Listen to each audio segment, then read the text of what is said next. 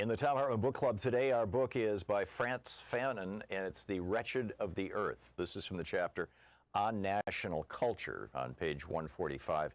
It sort of reads like Thomas Paine, actually. Each generation must discover its mission, fulfill it, or betray it in relative opacity. In the underdeveloped countries, preceding generations have simultaneously resisted the insidious agenda of colonialism and paved the way for the emergence of the current struggles.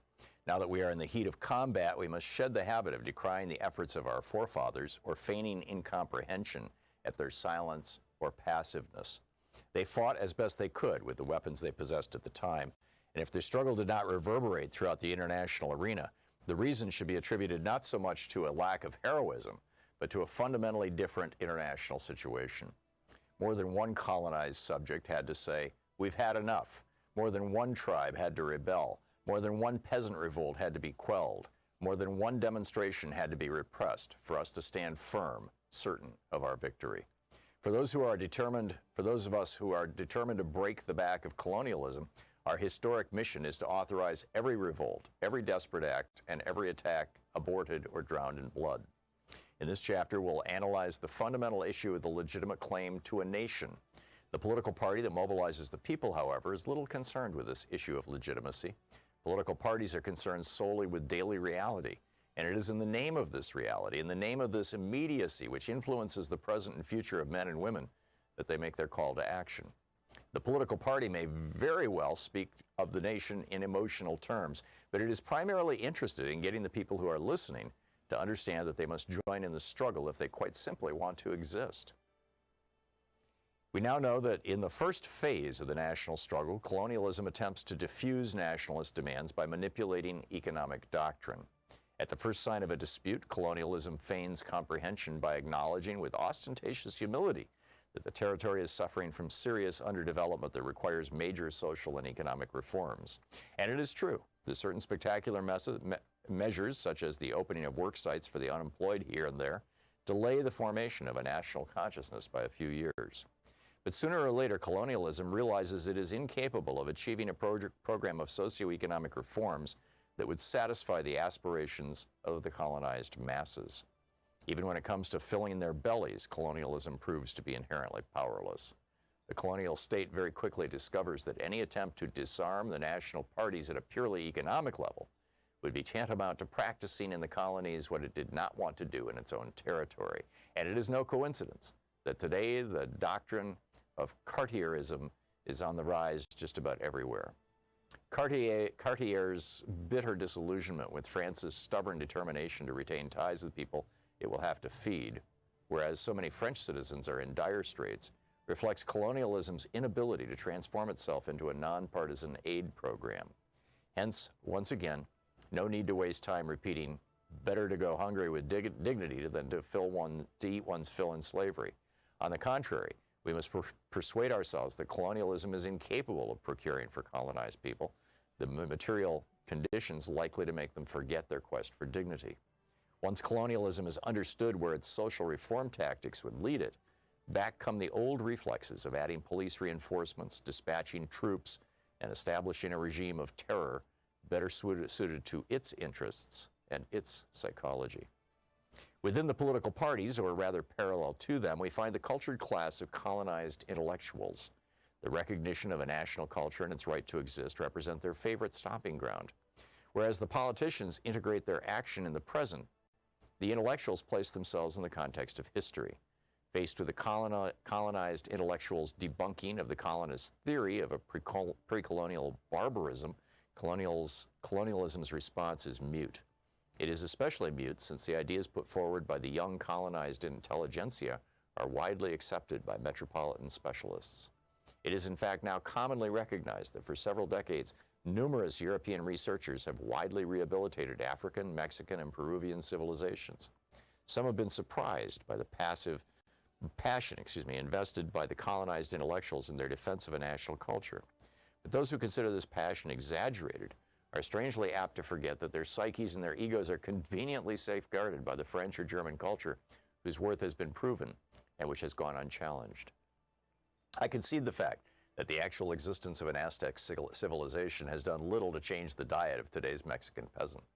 I concede that whatever proof there is of the once mighty Songhai civilization does not change the fact that the Songhais today are undernourished, illiterate, abandoned to the skies and water, with a blank mind and glazed eyes. But as we have said on several occasions, this passionate quest for a national culture prior to the colonial era can be justified by the colonized intellectuals' shared interest in stepping back and taking a hard look at the Western culture in which they risk becoming ensnared. Fully aware that they're in the process of losing themselves and consequently of being lost to their people, these men work away with raging heart and furious mind to renew contact with their people's oldest inner essence, the furthest removed from colonial times.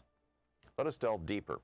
Perhaps this passion and this rage are nurtured, or at least guided, by the secret hope of discovering, beyond the pleasant wretchedness, beyond the self-hatred, something that redeems us.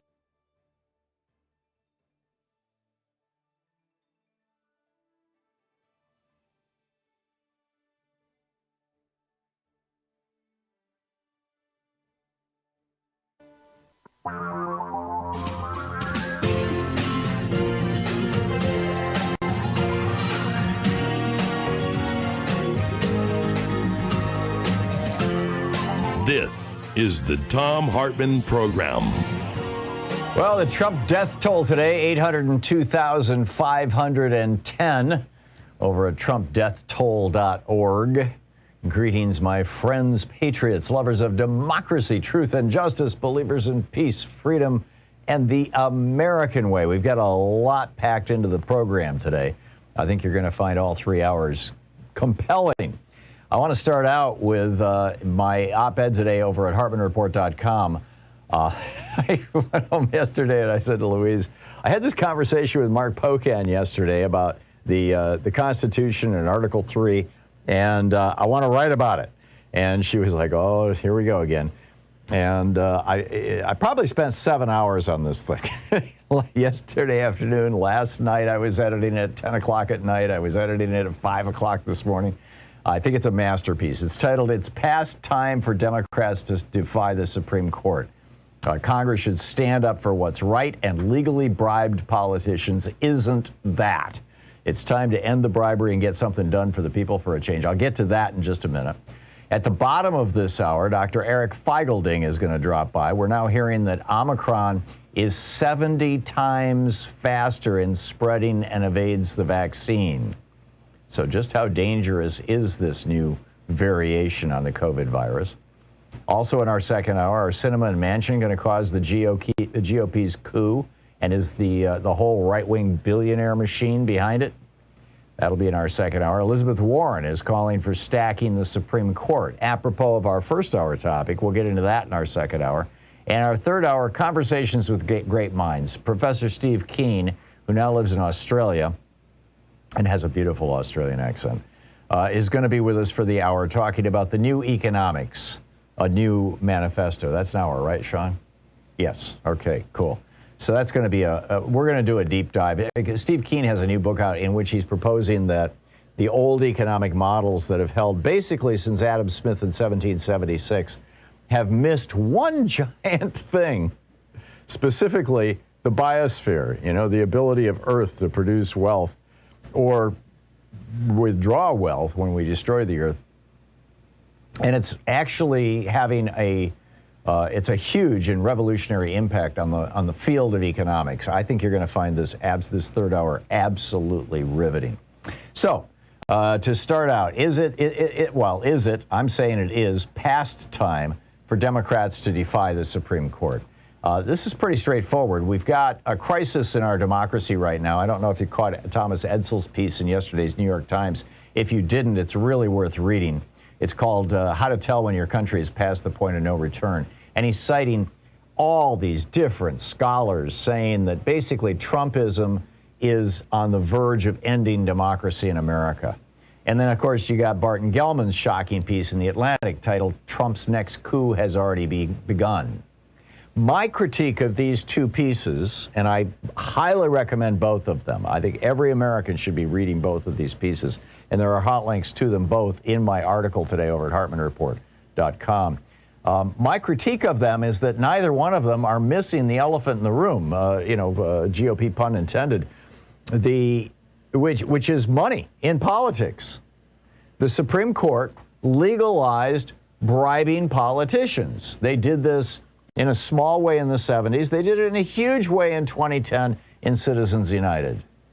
This is a doctrine that not only did not exist before the Reagan administration or before the 1970s, didn't exist at all in American law, but was openly contradicted. We had laws going back to the Tillman Act in 1907 that made it a felony. You go to prison if you gave money, if a company gave money to a candidate for political office, for federal political office.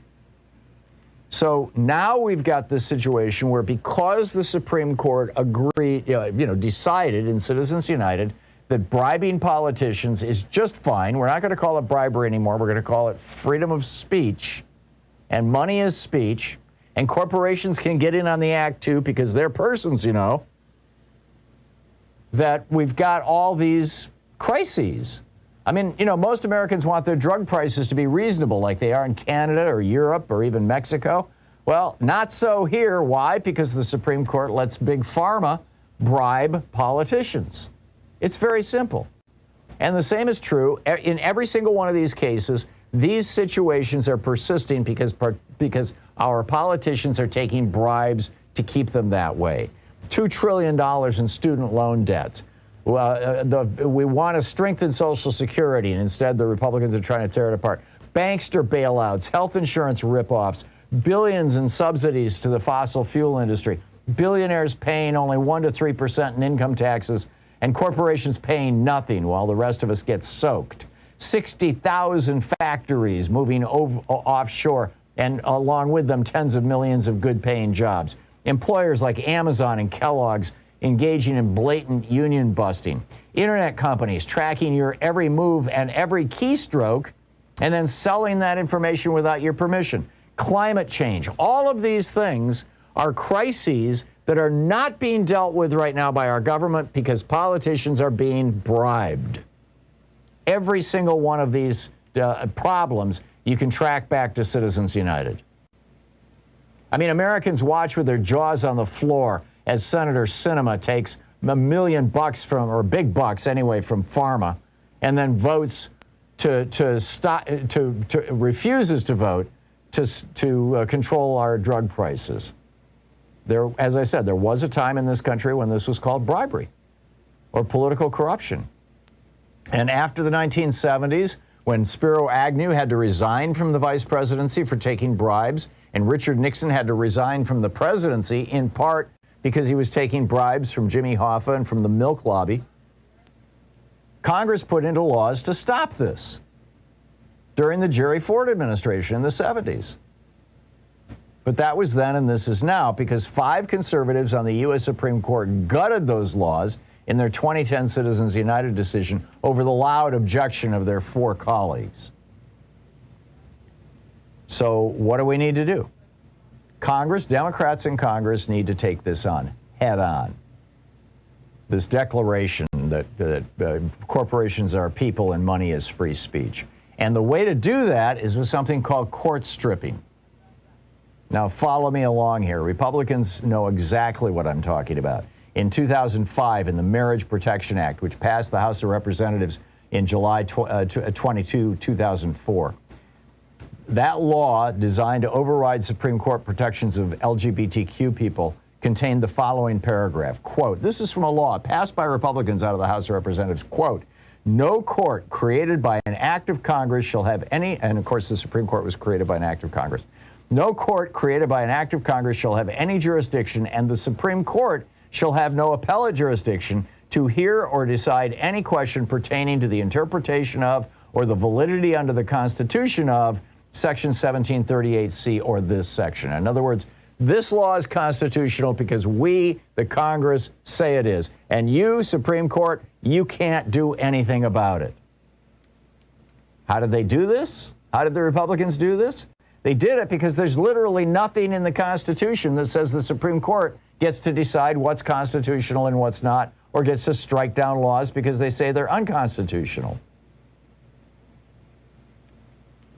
Now, the Supreme Court took that power onto themselves in 1803, and as I've shared with you many times in the past, I won't reread it. You know, Thomas Jefferson went nuts about this. He was president at the time, and he said this is going to turn the judiciary into the most despotic form of government. They can take the Constitution and twist it and shape it in any form they please as if it were a mere thing of wax. But in the first 70 years of America being America, there were only 2 times the Supreme Court tried to rule and say, we're striking down a law or validating a law because we think that it is unconstitutional or constitutional. And only twice in the first 70 years of America did the Supreme Court do this. And both times, the then President of the United States ignored them, and the then Congress of the United States ignored them. The first was in the 1830s when the Supreme Court said that the Second National Bank of America was perfectly legal. And Andrew Johnson said, screw you, I'm going to shut it down anyway. He went on to say, the Congress, the executive, the court must each for itself be guided by their own opinion of the Constitution. In other words, I don't care what the Supreme Court says. I'm going to do what I'm going to do. And then the second time the Supreme Court tried this and got ignored was in 1856 with their Dred Scott v. Sanford decision saying slavery is real and it's the whole country. And Abraham Lincoln came into the White House 4 years later and said, no, I'm going to ignore the Supreme Court. And citing this history, in the 1950s, the Republicans started introducing literally hundreds of court-stripping provisions saying, you know, that we, the Congress, get to ignore the Supreme Court into various pieces of legislation. One actually passed, the Marriage Protection Act. And, you know, Tom DeLay, by the way, was the master of this, the Republican House of Representatives back then. And this is all based on Article 3, Section 2 of the Constitution that says the Supreme Court shall have appellate jurisdiction both at the law and fact with such exceptions and under such regulations as the Congress can make. So we got, for example, in 2005, the Detainee Treatment Act of 2005. This was the Bush administration's legislation. It passed, it is law, and it says, and I quote, no court, justice, or judge shall have jurisdiction to hear or consider an application for writ of habeas corpus filed by or on behalf of an alien detained by the Department of Defense at Guantanamo Bay. In other words, they stripped that power from the court. There's even a court-stripping provision in the Patriot Act of 2001, which is why back in 1980, Ronald Reagan hired a young lawyer by the name of John Roberts and said, figure out how we can overturn Roe v. Wade with legislation. And he came up with a whole series of solutions, and they all involved court stripping. Now, the odds are it'll never work. But here's the deal. In 1937, when the court was threatening to strike down Social Security, Franklin Roosevelt took them on. He said, okay, I'm going to regulate the court. And what did the court do? They changed their mind all of a sudden. So in essence, what I'm saying is, if the Democrats can find the courage to do what the Republicans have done over 100 times since Reagan became president, and put into law at least twice, if the Democrats can find the courage to do that same thing, yes, it may not work. It may not become law. The Supreme Court might ignore it, but it will start a public conversation that the Supreme Court will have to pay attention to. This is the Thom Hartmann Program. We need to stop political bribery in this country. It was legalized by the Supreme Court in 2010, and Congress needs to reverse it.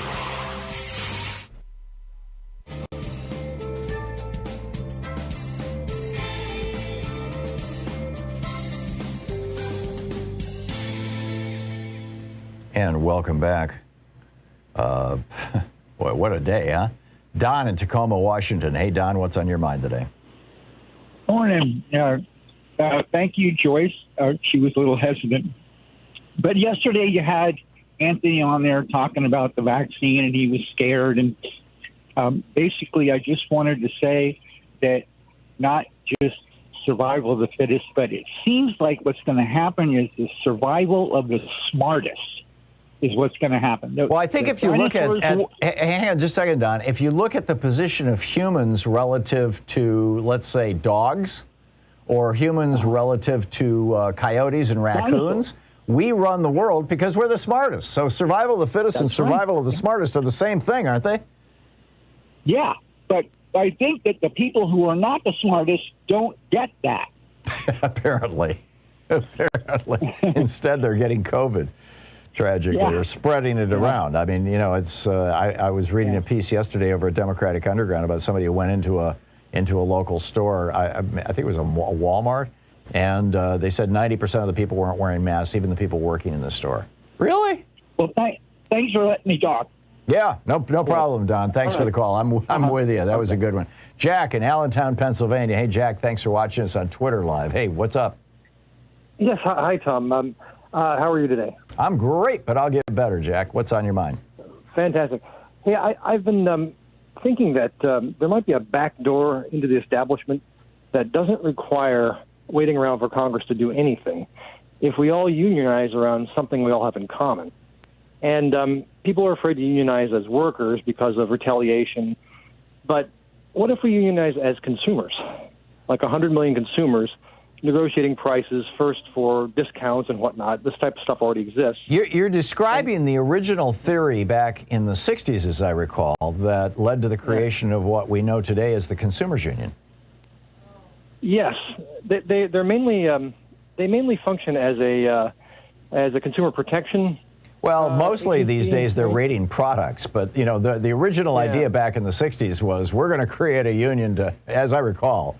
I mean, it's been a lot of years, but I remember when that, I think I remember when that thing was started. Might be an apocryphal memory. The American Consumer League, these things exist, and they used to be more vigorous, 100 years ago. But if we all organize as consumers, because consumer spending is a necessary pillar of the economy, right? Here's the problem, Jack. How do we organize? I mean, if we try and do it on Facebook, we're subject to the whims of Mark Zuckerberg, promoting or shadow banning our posts. I don't know of any other vehicle that is effective right now at national organizing. I mean, Facebook brought us January 6th. But can they bring us a consumer union? I can name a few things that already exist. I think you get people interested in various discounts for starters. Like AAA has a discount, that's an organization, but it would be a cooperative, and there'd be, it would be democratic with elections.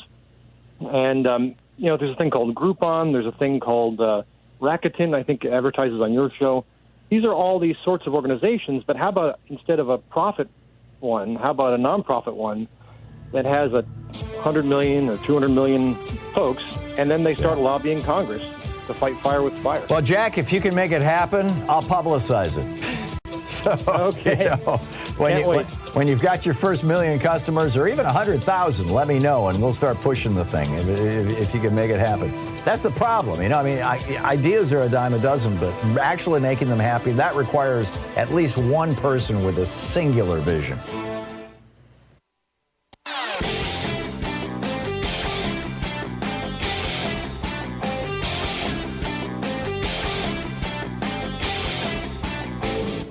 Change starts with you. You can be calling your Democratic or Republican representatives to let them know what you think by calling 202-224-3121. It's the Capitol switchboard. It'll get you right through to them. I just put up a compilation of clips from Franklin Roosevelt to remind us what fighting Democrats are like, how effective a Democrat can be when they decide to take the fight to the Republicans. Here's one of those clips. I should like to have it said of my first administration that in it the causes of selfishness and of lust for power met their match. I should like to have it said, wait a minute, I should like to have it said of my second administration that in it, these forces met their master. So that and a few other clips over at ThomHartmann.com in our special video clips that we put over there for people who are regular supporters of our program. And we all need to remember the lessons of FDR. Check it out.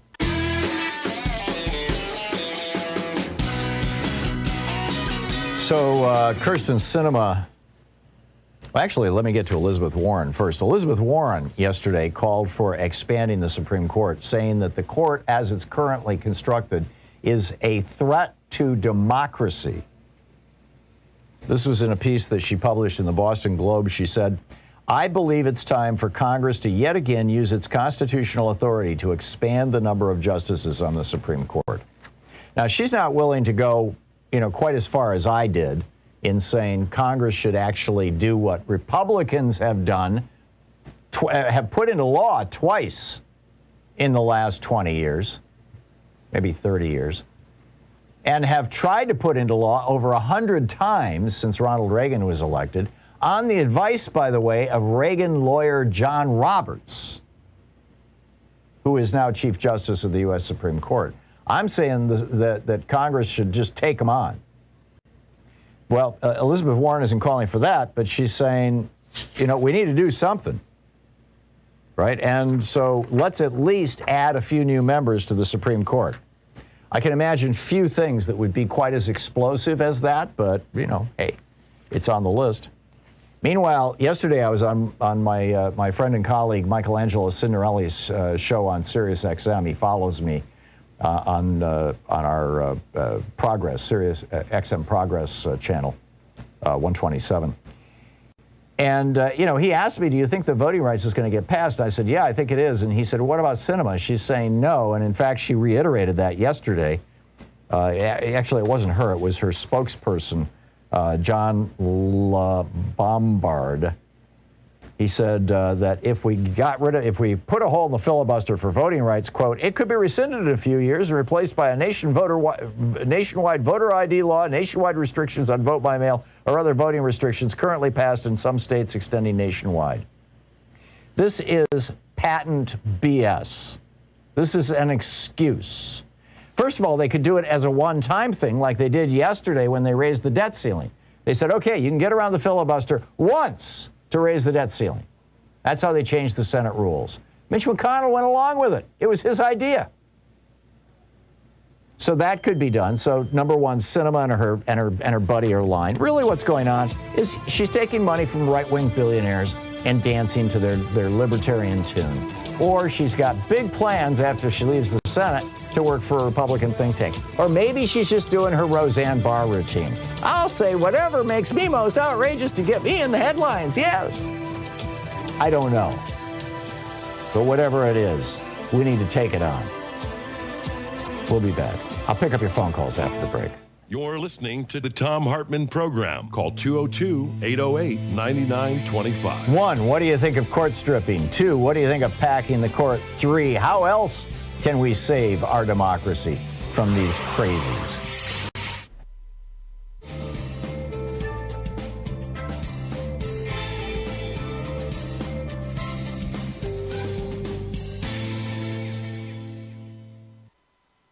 Hey, it's the Free Speech TV Fund Drive. We have 2 days left, today and tomorrow. That's it. So please call now, 877-378-8669. Your contribution, your donation will be doubled with the $10,000 match that Andrew in San Diego has put up, as well as 2 anonymous donors in Wisconsin. So please call now, 877-378-8669. There's a lot on the line. Keeping this television network going, keeping good programming going. It's getting a good, solid, progressive message out there, and it's just so important. And there's so much work. I mean, probably the work that is on camera is a little more visible to you, but there's a lot of work you don't see that's not on camera. Whether it's my show or Randy's show or Stephanie's show or Amy's show or any David Packman. Sonali, whatever it may be. These things are not easy to put together. If you watch a program and say, wow, that really seems seamless, that must have been easy that was probably the most difficult program of the day. There's a lot of work that goes into making programming that seems seamless and that does communicate well. And if you appreciate that work, if you care about that work, if you want to see, more progressive messaging on Free Speech TV, call now, 877-378-8669. And brought to you by our Free Speech TV fund drive, here is John Kennedy talking about how do we create a world at peace that acknowledges its own diversity and respects it. The language was very much the language of the 60s, talking about man and mankind and all that kind of stuff. But if you can get past that, this is absolutely brilliant. This is President John Kennedy. What kind of a peace do I mean, and what kind of a peace do we seek? Not a Pax Americana, enforced on the world by American weapons of war. Not the peace of the grave or the security of the slave. I am talking about genuine peace, the kind of peace that makes life on earth worth living, the kind that enables men and nations to grow and to hope and build a better life for their children. Not merely peace for Americans, but peace for all men and women. Not merely peace in our time, but peace in all time. I speak of peace, therefore, as the necessary, rational end of rational men. I realize the pursuit of peace is not as dramatic as the pursuit of war, and frequently the words of the pursuers fall on deaf ears. But we have no more urgent task. Our problems are man-made, therefore they can be solved by man, and man can be as big as he wants. No problem of human destiny is beyond human beings. Man's reason and spirit have often solved the seemingly unsolvable, and we believe they can do it again. And if we cannot end now our differences, at least we can help make the world safe for diversity. For in the final analysis, our most basic common link is that we all inhabit this small planet. We all breathe the same air. We all cherish our children's futures, and we are all mortal. There you go. What a loss, huh? What an extraordinary loss. So that clip of President John Kennedy brought to you by the Free Speech TV Fund Drive, which is on right now. So please call 877-378-8669 or text FSTV to 44321 or go to freespeech.org and make your contribution now to be part of this program, to be part of this network, to help keep this going so that messages of peace, messages of diversity, messages of the importance of the human family, that we all breathe the same air, that those messages can continue, can reach a larger and wider audience, can touch more lives. When you call 877-378-8669, you can make a monthly sustaining contribution, regular every month. They'll take whatever amount you specify out of your credit card, or you can make a one-time gift, or you can do both. With the one-time gifts, if at $20, you get the Free Speech TV bumper sticker. With $50, there's the Free Speech TV viewer-designed bag or the Free Speech TV socks. $75, the Free Speech TV hat or the Free Speech TV mug. $100, the Free Speech TV notebook and pen, or Leonard Moore's new book, Teaching Black History to White People. With a $120 gift, there is the Hidden History of American Healthcare, autographed by the author, Why Sickness Bankrupts You and Makes Others Insanely Rich, the author being me. There's also the Free Speech TV Solidarity T-shirt, if you would prefer having that. With a $240 gift, there's the virtual meet and greet, where we get together on Zoom. And with a $1,000 gift, there is the meet and greet. You can come here to Portland and hang out with us, and I'll buy you lunch. But the bottom line is, all of these things are just, there to encourage you to call now and make a contribution, because we need to keep this network going. And your contributions do that. So please call now. Thank you.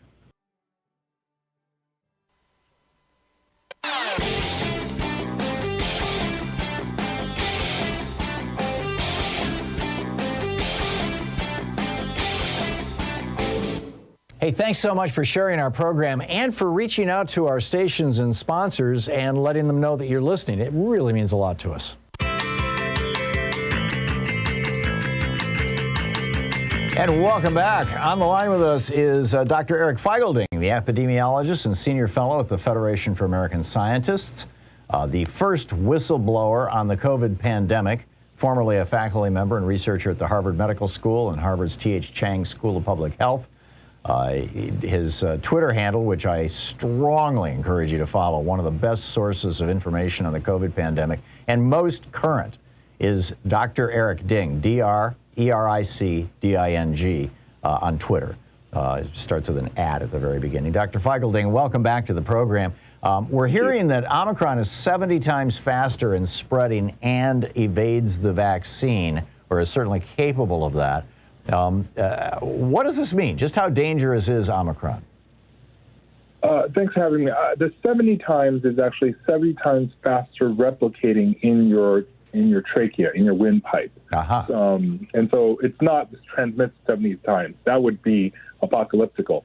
But Omicron is probably about 4 to 6 times faster than the original strain and probably 3 to 4 times faster than Delta. That is an incredibly large transmission advantage, considering that Delta is already twice as transmissible as the original variant. And it's so fast that I think it will likely be dominant in the United States by Christmas, literally next week. I think we're not that far in which it's been exponentially increasing from 1% to 10% to upper teens now in the U.S. Already within just 2 weeks. And that is way faster than anything we've seen before. And regardless of what you think about mild or not mild, and I don't think it's necessarily milder, the issue is that once exponential cases blow up and you have 1 million cases in the near future, that will actually swamp all the hospitals, which are already at capacity. So you're predicting basically a hospital crisis across the United States within the next 6 or 8 weeks at the most. There's no doubt about it. It's not a matter of if, it's a matter of when. There's hospitals in Michigan and Pennsylvania, many states that are completely full. They have no more beds. They're diverting patients already. And that's just Delta. That's not even Omicron. The Omicron hasn't even truly escalated across the U.S. yet. It has started in UK. It's hit 50% in London within just a few days. But we haven't even seen the worst of this. Yeah, and I can't emphasize, as Christmas gatherings happening, a lot of people letting down the guards, and not enough people getting boosters. We're still under 20% of the population that is boosted in the United States. We're in deep, deep trouble. And I think people are just way too complacent and blasé about all this. I was reading a piece yesterday that said, and I was waiting for you to come on so I could ask you to confirm this or knock it down, that the booster shot, according to the new science here, doesn't just, it's not like, you get the first shot and you have immunity and then it kind of wanes. You get the second shot, it boosts back up to where it was, and then it wanes. You get the third shot, it boosts back up to where it was. That's not what's going on. That actually that booster shot, that third shot, broadens the entire spectrum of immunity throughout your body. It builds new kinds of immunity that you didn't have previously. Do I have that right? In a way, I think the booster shot is much more powerful than the first two shots combined, because the booster shot is literally triples the antibody levels that you have of even a fresh 2-dose. It's about 6 to 8 times the antibodies than a waned 6-month waned 2-dose. So a booster shot is by far the most important shot. Your protection goes from 700 antibodies to over 2,000, close to 2,500 antibody levels. This is why the booster is really, really key. But even with boosters, use, the efficacy does go up to symptomatic infection protection goes up to about 70 to 75. But again, we're not in the 90s anymore in terms of the protection that we had against the original strain last year. Right. So would it be? And people have to be really cognizant of that. So would it be accurate to characterize it this way, just to put it in very simple terms, that if you're vaccinated, you're still at risk from this. In fact, you're still at risk of getting sick or even dying. If you're booster vaccinated, that risk is substantially diminished, but you're still at a very high risk, a measurable risk of getting infected. You probably won't die from it. You probably won't end up in the hospital, but you'll be able to pass it along to everybody around you who could be. And therefore, what is right now a crisis in our hospitals right across America, where about 90% or over 90% of all the people in the ICU and all the people dying are unvaccinated, that we're going to see, because unvaccinated people feel like they can safely hang out with vaccinated people because, hey, these people are vaccinated. That's no longer going to be the case. Vaccinated people, while they're not going to get sick or die, they will be able to pass that virus along to unvaccinated people. And so these unvaccinated idiots among us, and in some counties it's like over half of everybody, they are going to just, it's going to be I almost used a word I can't use on the air, shall we say a storm hitting our hospitals here when this happens, if they remain unvaccinated. Is that an accurate description? Yeah, I think so.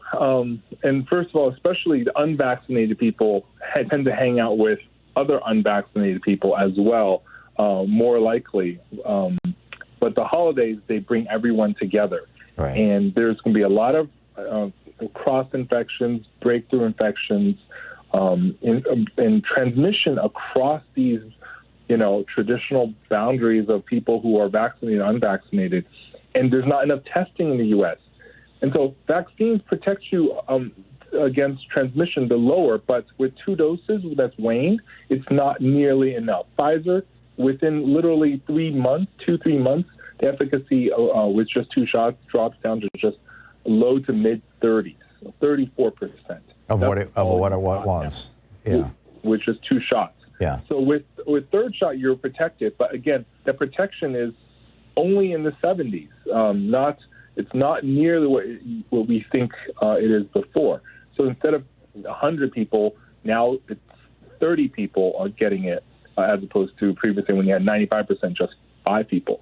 That's a huge, huge difference of a shift.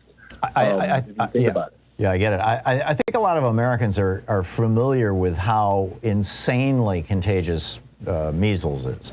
I mean, we've got something like a 97, 98% vaccination rate for measles across the United States, and still small numbers of people refusing to get vaccinated. These little, religious cults or whatever keep popping up. Local measles epidemics. We saw a lot of this 2-3 years ago in California, actually. Compare that, because I think that's the most contagious virus that's respiratory that affects humans right now, or at least serious one. Compare that with Omicron. Yeah, measles had like an R0 around 12 to 15. But so for every person who's infected, they infect 12 to 15 other people. Yeah, so each person infects 12 to 15 additional people, which is really, really fast. Even 2 is really fast. But with Omicron, we think that it's about, the original variant was about 3 or 4, and Delta was about 6 to 8.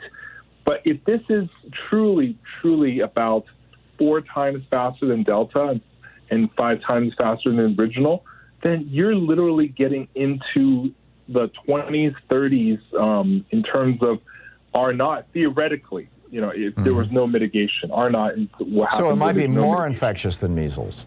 Yeah, I think so. Let's turn this into practical advice for people who work in a relatively small workplace where they're being careful. I'm speaking specifically of us. In this studio right now, Louise and Nate and I are all sitting in the same room. Joyce is sitting in the other room answering phones.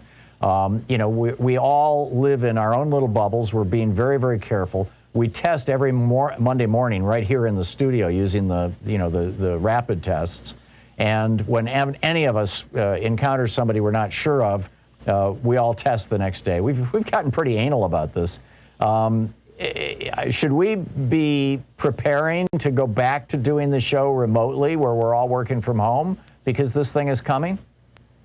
Yeah, that's a very tough question. I would say, first of all, there's other things you can do. I think testing is really important, but I think testing once a week may not be enough. There's cases of people testing negative at breakfast, negative at lunch, positive at dinner. Right. And it's just that fast. Right. I think you should test on a more regular basis, even potentially daily. I think you should install HEPA filters. We've got one. If you haven't done so. Yeah, we've got one with a UV light that kills viruses, and it's blowing all the air in the room. The upper room UV is also really good in any conference room that has more air than one HEPA filter can handle. But I think all of these together and ventilation together are really, really critical. So what about... But unfortunately, many schools and workplaces don't have that. If they don't have that, that's a workplace danger in many ways. Yeah. And I really worry for a lot of teachers and a lot of other schools and other workplaces that just cannot do that because they are truly in danger. And, I don't want to, at this point, I'm not advocating for lockdowns because there's so much more we can do short of lockdowns. Right. But unfortunately, if you don't do them, there's only one alternative short of a big epidemic wave. Right. So what about, grandparents or even parents whose children are going to daycare or going to school? If this thing is even more virulent, more contagious than measles, it seems like a virtual certainty at some point in the next 2 to 4 weeks that kid, maybe not even showing any symptoms, is going to come home with Omicron and infect mom and dad or particularly, grandparents who are over 70, where even the booster doesn't give them, the full immunity that it would to somebody who's in their 40s, for example. Is it time for grandparents to say to their grandchildren or to their kids about their grandchildren, I'm going to take a pause here for a month or so and we're not going to hang out with the grandkids? Yeah, I think that's something we have to consider. I think it depends on the risk of each individual workplace and each individual family, of how vulnerable your grandparents are. But if your grandparents are very vulnerable, then we should definitely consider that. And I think we should also test, not just the morning of, not just the beginning of the week, but immediately before any gathering. Almost like, hey, someone's knocking on your door, have them test in a side room or in the garage before they enter. I think that's the best way. And even the little kids? Outdoor gatherings could be even better. Even the grandchildren? Or especially the grandchildren? Everyone. Just don't gather inside if you have high risk factor individuals. Right. I think that's what we have to do. And grandparents should live in a sequestered room with HEPA filters away from everyone else, especially until at least a week after school has been out, so that there's no carryover from the school. So, wow. And so just to clarify, in your opinion, Dr. Eric Feigl-Ding, the only thing that will get us back to anything that resembles normal is when we get vaccine levels with boosters. In other words, thinking of these shots as a 3-shot regimen now instead of a 2-shot regimen. Exactly. When everybody has their 3 shots, then we can say, okay, we're where we are with measles, where we've got this largely under control. There will be local outbreaks, but it's going to take over 95% of all Americans to be boosted. Yeah, I hate to say it, but we have to get up. Our boosters has to get into the 70-80% to really be good. And the sad thing is, I don't think we're going to get there because we're not even there for 2 doses. 2 doses, right. We're barely scraping upper 60s and low 70s. Hopefully with kids we can get more. But for boosters, I'm not sure, given that we're not even that many people are eligible yet. Dr. Eric Feigl-Ding, the first whistleblower on the COVID pandemic. You can follow him on Twitter, which is where I follow him, and he's just brilliant. You need to read him every day. Dr. Eric Ding, DRERICDING is his Twitter handle. Dr. Feigl-Ding, thanks so much for dropping by. Great talking with you. You're listening to Thom Hartmann. Visit thomhartmann.com for audio and video archives. We'll be back. It's 48 minutes past the hour here on the Thom Hartmann Program. Stick around.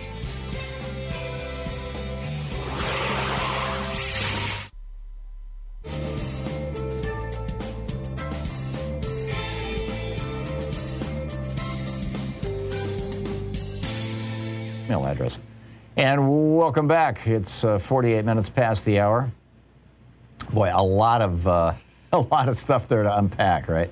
Kusai in Campo, California. Hey, Kusai, what's up? How you doing, Tom? Good. What's on your mind? Good. I was just want to point out about the Supreme Court saying money is free speech. Mm-hmm. How the contrary to that would be also withholding money is not free speech. The best example I could give you is all these laws that are being passed by some states against BDS, which means it's against the law to withhold your money and purchase or contract with the state of Israel. It's illegal. It's against the law to even advocate that in some states. Yeah. If my understanding of these is correct, I may be wrong. I'm no expert on BDS, but that's my understanding. Yeah, that's correct. And so the point is that at the time, you can spend money to have free speech, but you cannot withhold money as free speech. Right. And another small example I'll give you is there is municipalities in the United States where if you live within the municipality, you cannot, it's illegal for you not to have an account with the power and electric company. You cannot light candles in your house and live without power. Yeah. Yeah. No, I totally get it. Kusai, thanks for the call. Nicholas in Ojai, California. Hey, Nicholas, what's up? Hey, Tom. I was listening to you for the last hour or so. I heard survival of the fittest. Some of us choose not to vaccinate because you're nuts, Nicholas. we work very hard about staying fit, eating healthy, and our natural immune system. So, Nicholas, if you're so healthy, would you have unprotected sex with somebody who has syphilis or gonorrhea? You're missing the point. No, I'm not missing the point. They're contagious diseases. Would you have unprotected sex with somebody who has syphilis and gonorrhea and not worry about it because you're so healthy? No, I wouldn't do that. Okay, then why would you expose yourself to COVID without having some protection? Because the protection is my natural immunity. No, it's not.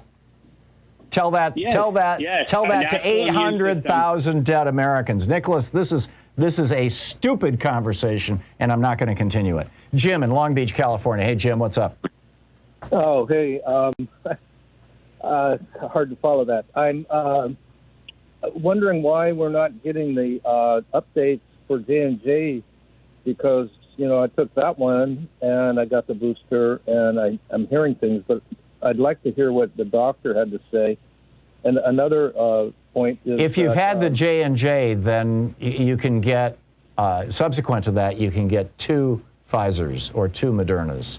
They have to be spaced apart. I might have a reason that I don't want to do that. I want to stick with what I started. With J&J?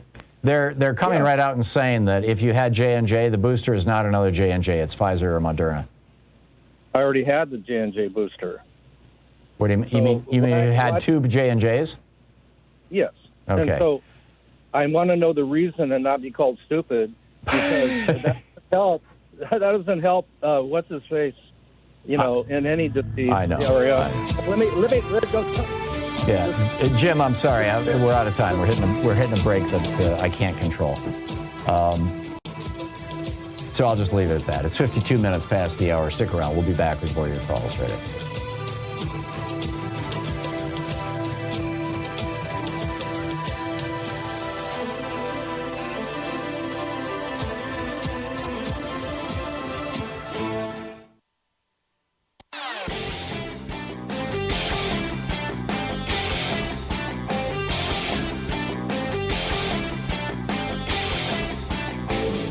Share the Thom Hartmann Program with your friends. We're available on SiriusXM, Free Speech TV, Pacifica, commercial stations nationwide, YouTube, Twitter, Facebook, on the Thom Hartmann app, and you can even tell your smart speaker to listen to the Thom Hartmann Program.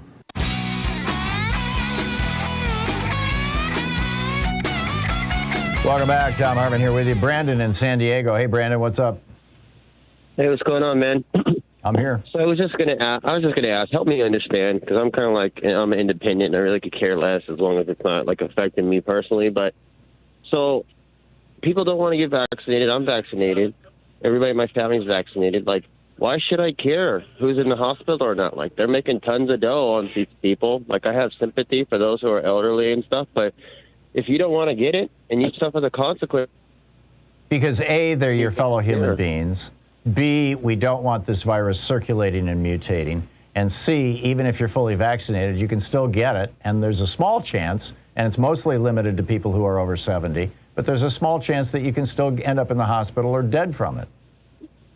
Okay. So like with like diabetes and this other stuff, a lot of these people are going to keep doing what their bad habits, whether they're vaccinated or they're eating bad. Like, I don't think these people are ever going to come around. You can't stop diabetes by wearing a mask. You can't stop diabetes by social distancing. You can't take a vaccine that's going to stop diabetes. This is not, you know, if you're saying that getting COVID is a lifestyle disease, I think you could make a very weak argument for that if you're defining lifestyle as you know, choosing to make stupid decisions. But no. David in Pasadena. Hey, David, what's on your mind? Good. How you doing? I just had a question. I was hearing about the boosters. Yeah. And I've been given the both shots for my Moderna. But as far as the Moderna, when the booster, what boosters work best with which ones? I've been hearing that it's best to take one or the other. Like if you took the Moderna, take the other. But does it matter when it comes to boosters? Yeah, it largely, from what I'm reading, and again, I'm not a doctor and I'm not offering medical advice. This is just what I'm reading in the media. And unfortunately, Dr. Feigl-Ding is not here to take questions. Although Sean did text him and ask about boosters, and he was like, "Yes, you get your boosters now." But bottom line is, if you've had 2 Modernas and you want a booster, either get another Moderna or get a Pfizer. I know somebody who got 2 Modernas and got a really strong reaction to the second one and is a little, nervous about that. And so he's getting a Pfizer booster because the Pfizer second shots seem to have a much lower, and again, this is anecdotal, but seem to have a lower side effect profile. But the bottom line is get boosted because the storm is coming. David, thank you for the call. Joe in Pittsburgh. Hey, Joe, what's up?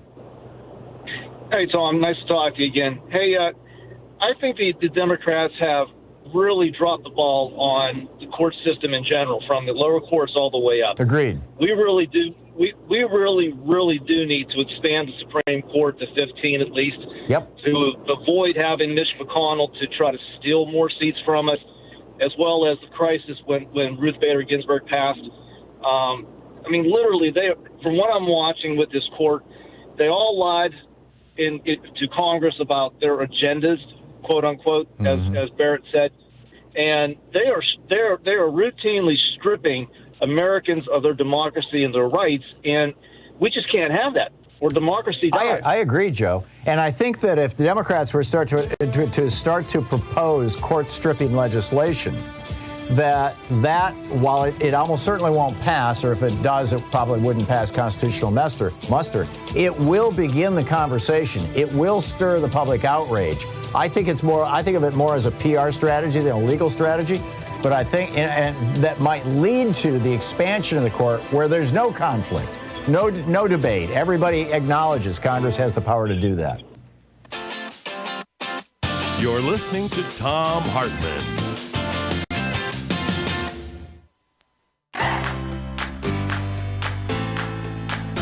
These companies support the Thom Hartmann Program. They are HelloFresh, the #1 meal kit delivery service. More info at HelloFresh.com, code TOM.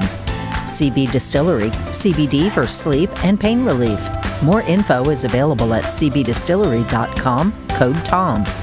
Ground News, a well-rounded perspective for news readers. More info at ground.news/Tom. Angie, for any project on your to-do list. More info at Angie.com.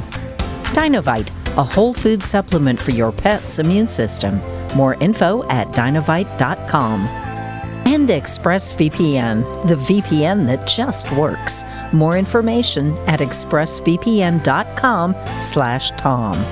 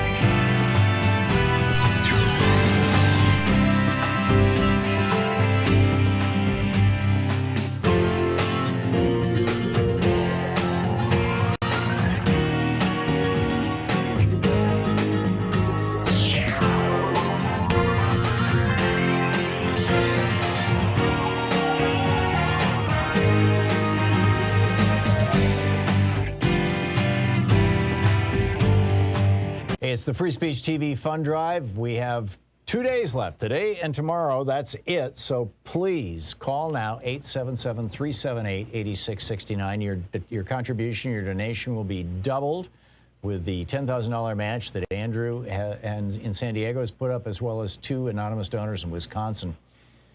So please call now, 877-378-8669.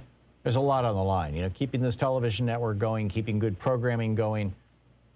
It's getting a good, solid, progressive message out there, and it's just so important. And there's so much work. I mean, probably the work that is on camera is a little more visible to you, but there's a lot of work you don't see that's not on camera. Whether it's my show or Randy's show or Stephanie's show or Amy's show or any David Pakman. Sonali, whatever it may be, these things are not easy to put together. If you watch a program and say, wow, that really seems seamless, that must have been easy, that was probably the most difficult program of the day. There's a lot of work that goes into making programming that seems seamless and that does communicate well. And if you appreciate that work, if you care about that work, if you want to see, more progressive messaging on Free Speech TV, call now, 877-378-8669. And brought to you by our Free Speech TV Fund Drive, here is John Kennedy talking about how do we create a world at peace that acknowledges its own diversity and respects it. The language was very much the language of the 60s, talking about man and mankind and all that kind of stuff. But if you can get past that, this is absolutely brilliant. This is President John Kennedy. What kind of a peace do I mean, and what kind of a peace do we seek? Not a Pax Americana, enforced on the world by American weapons of war. Not the peace of the grave or the security of the slave. I am talking about genuine peace, the kind of peace that makes life on earth worth living, the kind that enables men and nations to grow and to hope and build a better life for their children. Not merely peace for Americans, but peace for all men and women. Not merely peace in our time, but peace in all time. I speak of peace, therefore, as the necessary, rational end of rational men. I realize the pursuit of peace is not as dramatic as the pursuit of war, and frequently the words of the pursuers fall on deaf ears, but we have no more urgent task. Our problems are man-made, therefore they can be solved by man, and man can be as big as he wants. No problem of human destiny is beyond human beings. Man's reason and spirit have often solved the seemingly unsolvable, and we believe they can do it again. And if we cannot end now our differences, at least we can help make the world safe for diversity. For in the final analysis, our most basic common link is that we all inhabit this small planet. We all breathe the same air. We all cherish our children's futures, and we are all mortal. There you go. What a loss, huh? What an extraordinary loss. So that clip of President John Kennedy brought to you by the Free Speech TV Fund Drive, which is on right now. So please call 877-378-8669 or text FSTV to 44321 or go to freespeech.org and make your contribution now to be part of this program, to be part of this network, to help keep this going so that messages of peace, messages of diversity, messages of the importance of the human family, that we all breathe the same air, that those messages can continue, can reach a larger and wider audience, can touch more lives. When you call 877-378-8669, you can make a monthly sustaining contribution, regular every month. They'll take whatever amount you specify out of your credit card, or you can make a one-time gift, or you can do both. with the one-time gifts. If at $20, you get the Free Speech TV bumper sticker. With $50, there's the Free Speech TV viewer-designed bag or the Free Speech TV socks. $75, the Free Speech TV hat or the Free Speech TV mug.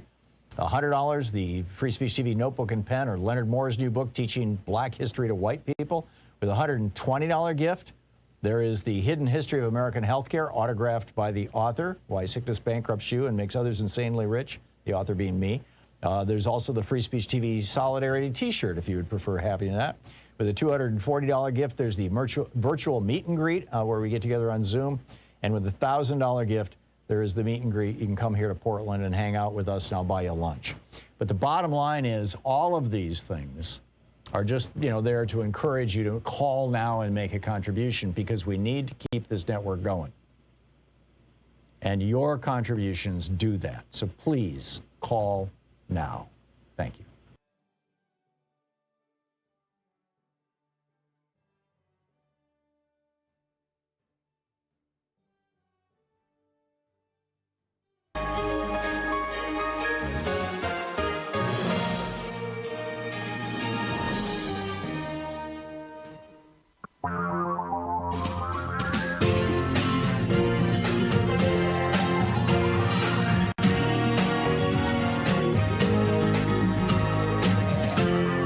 This is the Thom Hartmann Program. Welcome back to the second hour of our program. Are Sinema and Manchin going to cause the GOP coup?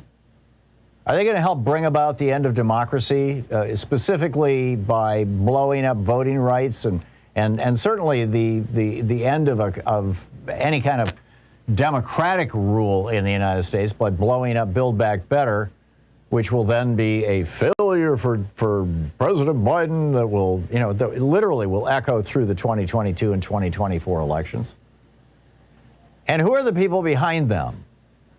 Is this the right-wing billionaire machine that the Koch brothers created back in the day and now has metastasized way beyond that? There are now state policy networks, right-wing think tanks in every single state in the union that are churning out op-eds on a daily basis, that are writing, pieces in, court briefs for state Supreme Courts in support of legislation. You've got the American Legislative Exchange Council, ALEC, that meets twice a year, where Republican legislators get together one-on-one with individual lobbyists for over 100 different companies and industries. And those lobbyists provide the Republican legislators with legislation to benefit their companies that the Republican legislators then take back to their state houses and pass. Is that what's going on here? Are Sinema and Manchin basically caught in the clutches of this giant billionaire-funded right-wing machine that goes back to the founding of the Heritage Foundation in the 1980s or late 1970s? And others, the Charles Koch Foundation. It used to, what it used to be. Now it's called the Cato Institute. Now he's got his own foundation as a separate thing. And there's a whole Competitive Enterprise Institute, the American Enterprise Institute, what's the Conservative Women's Group, Women for America. There's Independent Women's Forum. We've had them on as guests before. These are all basically groups that are, given their front money by right-wing billionaires and organizations that they have created. The right-wing billionaire network in the United States, the political network, through organizations like Freedom Works and the like, is larger than the Republican Party. It has more money than the Republican Party. Sometimes people refer to it as a shadow political party. I would say it is the right-wing force in American politics, and the Republican Party is the shadow party. And it sure looks to me, and I'd love to hear your thoughts on this, what am I missing here? That Joe Manchin and Kyrsten Sinema, in slightly different ways, are buying into this or have been bought by this, which goes back to my rant in the first hour about the Supreme Court and judicial review and all that kind of stuff. Is it possible that what's going on? Kyrsten Sinema met a couple of days ago with several members of Congress. In fact, let me get the details for you. She met with John Tester, a conservative Democrat from Montana, Tim Kaine, the Hillary Clinton's vice presidential candidate, but nonetheless also, a neoliberal Democrat. And Angus King, who used to be a Republican, is now an independent. Angus King from Maine, who has become, I think all three of these people are outspoken defenders of the idea of democracy anyway. And thus, presumably, advocates for voting rights. So both Manchin and Sinema attended a meeting yesterday afternoon with Tester, Kaine, and King to try to figure out a way around the filibuster. And yet, and John Hickenlooper, by the way, the former governor of Colorado, now the senator from Colorado, he replaced Cory Gardner, the guy who was all in favor of the personhood bill that would have outlawed all hormonal birth control pills in Colorado.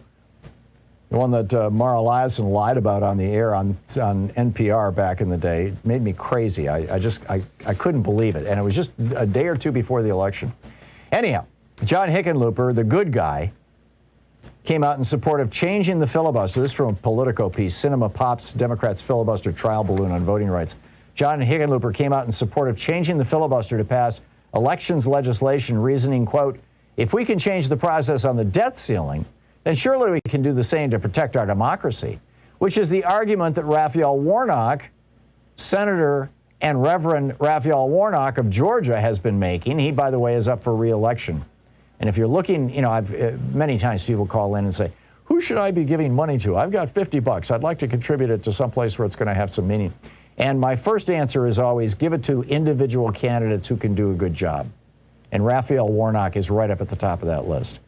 But anyhow, he came out and he said that he would like to, well, I don't have a quote. Oh, yeah, here it is. He said, our democracy is clearly imperiled. The lights are flashing, and we are irresponsible if we don't respond. Now, with Sinema, we know that the pharmaceutical industry is running ads in Arizona talking about how wonderful she is. And my recollection, and I may be wrong on this, so don't quote me, but my recollection is that the Chamber of Commerce or one of the other large business groups, perhaps the National Association of Manufacturers, is doing the same thing in support of Sinema in Arizona. I know she has more than one group that is running ads on TV that says, isn't Kirsten Sinema wonderful? She's standing up for the citizens of Arizona. At least the white citizens. Which is probably the subtext of these ads. We don't see them here in Oregon, but they're out there. So is it that Kirsten Sinema has just thrown in with white supremacy? And billionaires controlling America? Or is she just trying to get herself, another magazine cover, another photo spread in Time Magazine or in Newsweek or in the New York Times or, wherever she's been?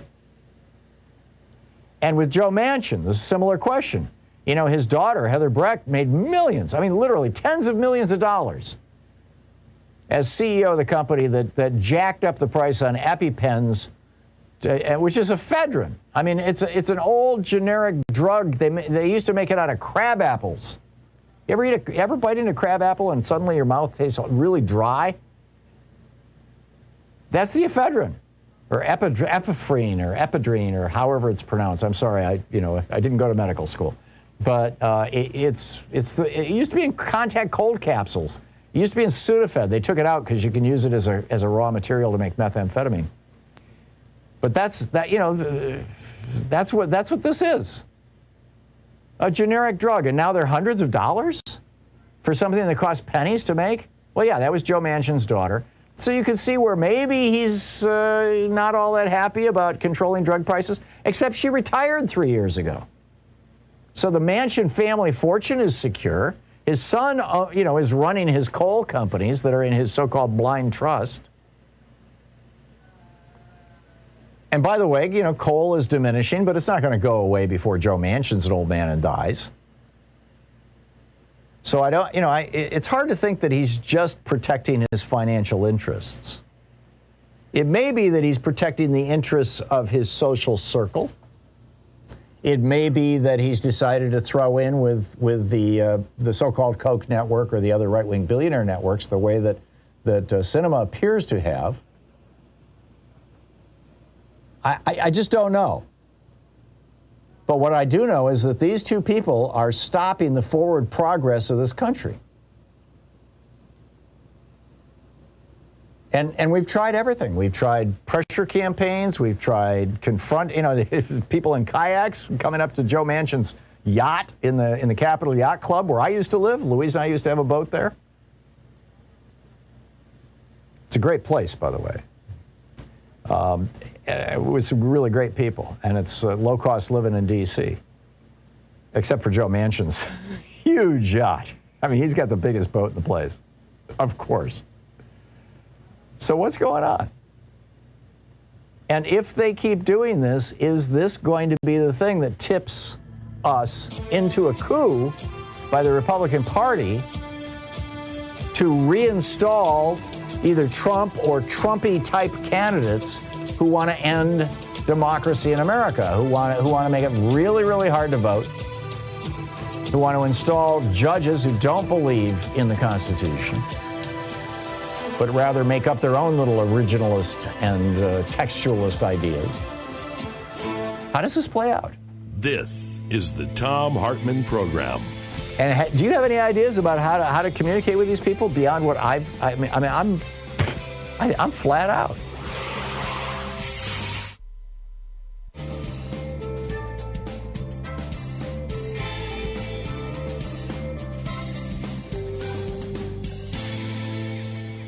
And welcome back. Lee in Los Angeles. Hey, Lee, thanks for listening to KPFK. What's up? Hi. I was calling to rebut that comment of that gentleman, which was very uneducated, to blame lifestyle choices on the problem with COVID and, I'm sorry, whatever nonsense. I apologize. No, I get it. I was there. I remember. Yeah. And the reason I'm more upset than the average person is because he's not even thinking of his own medical needs and those of his family. As somebody who's personally visited an ER and been in a hospital and has a chronically ill family member, I have seen everything, and he does not understand how the hospital system works, how medical works. He's thinking of administration and money. He has no idea what happens on the ground. I have been in a hospital, so has my father. There are beds just laying everywhere in the hallway, wherever they can. You know, with you're COVID left patients, there. you mean? No, this is just general before COVID even hits. That's what I mean is this guy has no idea what ERs are like generally speaking, let alone what COVID has done. Right. And it is draining everyone's access. For example, if he were to get in a car accident, he has no idea where he'd be taken to hospital. Yeah. The closest hospital could be closed. He would then have to be taken 20 miles away to a less a hospital that's at least available. Let's just call it that. And he, you know, again, the effects are much larger than people realize because people are being turned away from medical care from hospitals. They're being discharged without being fully vetted because the hospitals are more worried about COVID and the influx. It's just baffling that people are so blind to how the medical care works.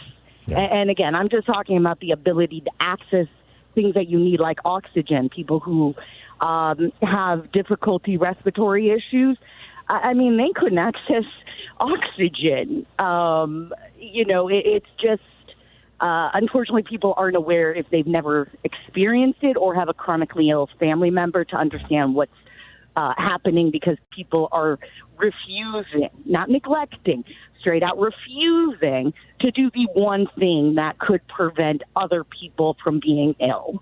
Right. And not to mention, and maybe I'm more, this is more my hobby horse than other people because two of my children work in healthcare at the local hospital.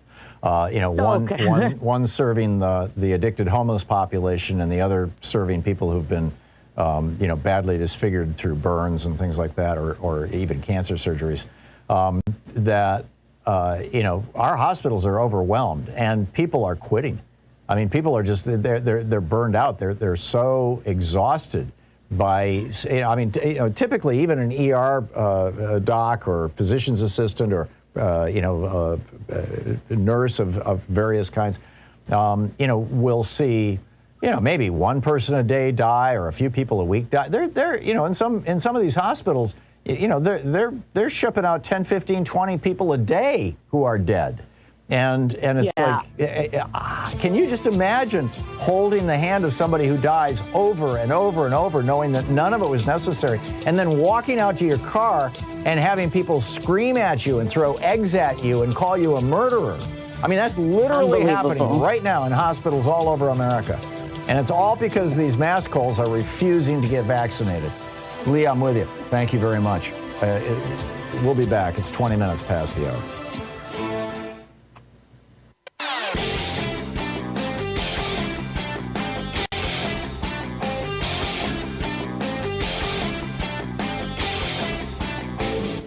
Missed my opening rant today? It's usually published over at HartmannReport.com, where you can read it and share it with your friends for free. Check it out, HartmannReport.com. It's 20 minutes past the hour. Welcome back. Thom Hartmann here with you. I also wanted to, I mentioned before, Elizabeth Warren is calling for stacking the court. And I completely agree with her. I mean, or packing the court, I guess is the phrase from the 1930s. In other words, expanding the court. Let's expand the court to 15 people. There's also term limits as a possibility. That would probably get rid of Clarence Thomas and maybe Sam Alito. But these are reasonable, practical suggestions that I'm suspecting eventually will be put into place. I mean, we've got a court of 9 people that we have had since 1860, it must be 1868 or 69. Whatever the year was that Andrew Johnson left the White House, that was the year that they took the court up to where it is now, up to 9 people. And Ulysses S. Grant oversaw that process as he came into the White House.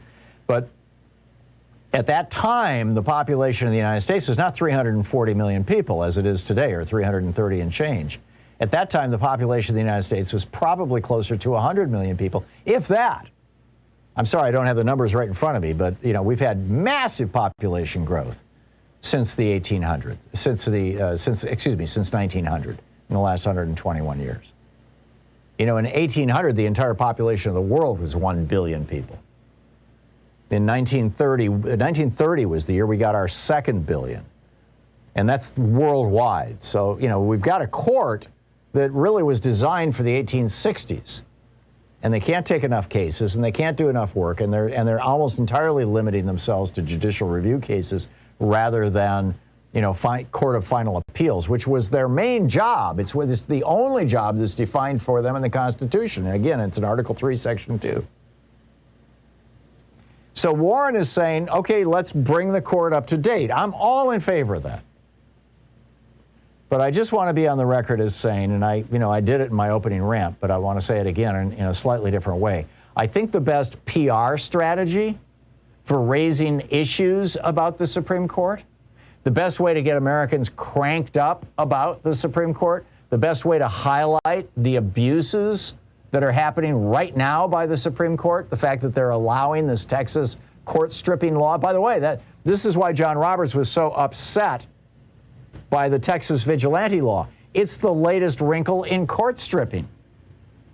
It doesn't quote Article 3, Section 2. It simply says, we're not going to have government enforce the law. We're going to have vigilantes enforce the law. The Supreme Court has no authority over vigilantes. They can only control governments. And guess what? That law is still in effect, thanks to 5 right-wing crazies on the U.S. Supreme Court. So I'm saying it's time to take away their power, or at least try to, as a way of forcing the conversation. And I think that's what we need to do. And I congratulate Elizabeth Warren and others in Congress. I know Sheldon Whitehouse and others have been speaking about this for some time. And I think it's marvelous what they're doing and what they're saying. I think it's really important. But I think the Democrats need to set off a firecracker here. They need to use Rachel's phrase, a fistful of bottle rockets. They need to do something to get people's attention. And passing a law that says money in politics is no longer allowed in America. The billionaires who own the Republican Party and the individual industries who own too many Democrats, Big Pharma owning Kirsten Sinema, the fossil fuel industry owning Joe Manchin, we're not going to have that anymore. We're going to take money out of politics like Jerry Ford did in the 70s after Richard Nixon and Spiro Agnew were both busted for taking bribes. We're going to take money out of politics. And Supreme Court, you're the one who put it there with Citizens United in 2010. We're going to take it out. And if you don't like it, tough. We have that authority in the Constitution. It says Congress can prescribe exceptions to what the Supreme Court can rule on. It's right there in the Constitution, Article 3, Section 2. Look it up.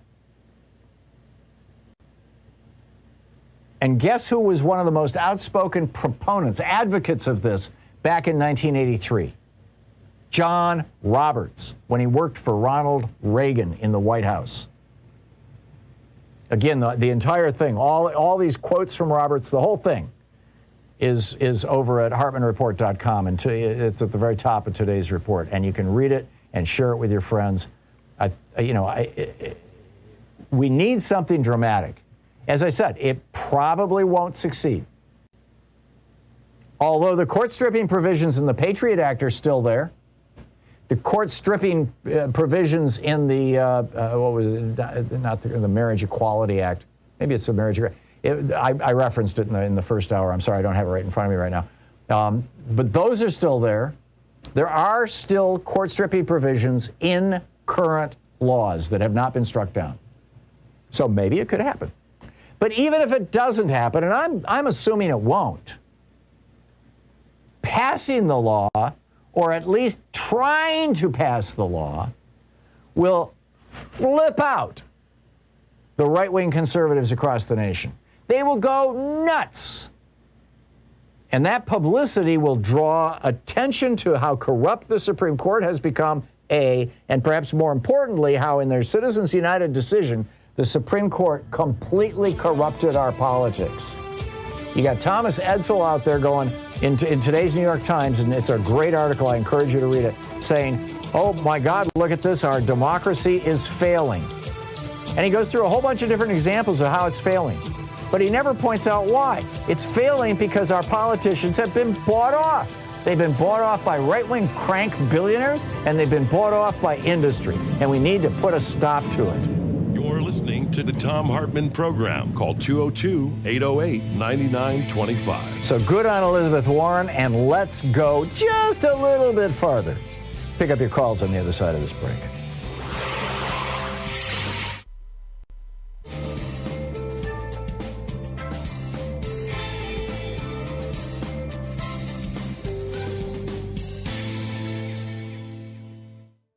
Hey, it's the Free Speech TV Fund Drive. We have 2 days left, today and tomorrow. That's it. So please call now, 877-378-8669. Your contribution, your donation will be doubled with the $10,000 match that Andrew in San Diego has put up, as well as 2 anonymous donors in Wisconsin.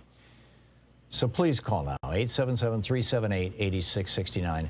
There's a lot on the line. Keeping this television network going, keeping good programming going. It's getting a good, solid, progressive message out there, and it's just so important. And there's so much work. I mean, probably the work that is on camera is a little more visible to you, but there's a lot of work you don't see that's not on camera. Whether it's my show or Randy's show or Stephanie's show or Amy's show or any David Pakman. Sonali, whatever it may be, these things are not easy to put together. If you watch a program and say, wow, that really seems seamless, that must have been easy that was probably the most difficult program of the day. There's a lot of work that goes into making programming that seems seamless and that does communicate well. And if you appreciate that work, if you care about that work, if you want to see, more progressive messaging on Free Speech TV. Call now, 877-378-8669. And brought to you by our Free Speech TV fund drive, here is John Kennedy talking about how do we create a world at peace that acknowledges its own diversity and respects it. The language was very much the language of the 60s, you know, talking about man and mankind and all that kind of stuff. But if you can get past that, this is absolutely brilliant. This is President John Kennedy. What kind of a peace do I mean, and what kind of a peace do we seek? Not a Pax Americana enforced on the world by American weapons of war. Not the peace of the grave or the security of the slave. I am talking about genuine peace, the kind of peace that makes life on earth worth living, the kind that enables men and nations to grow and to hope and build a better life for their children. Not merely peace for Americans, but peace for all men and women. Not merely peace in our time, but peace in all time. I speak of peace, therefore, as the necessary, rational end of rational men. I realize the pursuit of peace is not as dramatic as the pursuit of war, and frequently the words of the pursuers fall on deaf ears, but we have no more urgent task. Our problems are man-made, therefore they can be solved by man, and man can be as big as he wants. No problem of human destiny is beyond human beings. Man's reason and spirit have often solved the seemingly unsolvable, and we believe they can do it again. And if we cannot end now our differences, at least we can help make the world safe for diversity. For in the final analysis, our most basic common link is that we all inhabit this small planet. We all breathe the same air. We all cherish our children's futures, and we are all mortal. There you go. What a loss, huh? What an extraordinary loss. So that clip of President John Kennedy brought to you by the Free Speech TV Fund Drive, which is on right now. So please call 877-378-8669 or text FSTV to 44321 or go to freespeech.org and make your contribution now to be part of this program, to be part of this network, to help keep this going so that messages of peace, messages of diversity, messages of the importance of the human family, that we all breathe the same air, that those messages can continue, can reach a larger and wider audience, can touch more lives.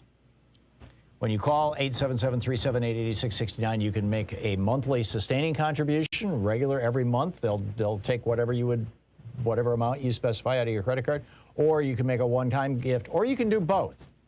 With the one-time gifts, if at $20, you get the Free Speech TV bumper sticker. With $50, there's the Free Speech TV viewer-designed bag or the Free Speech TV socks.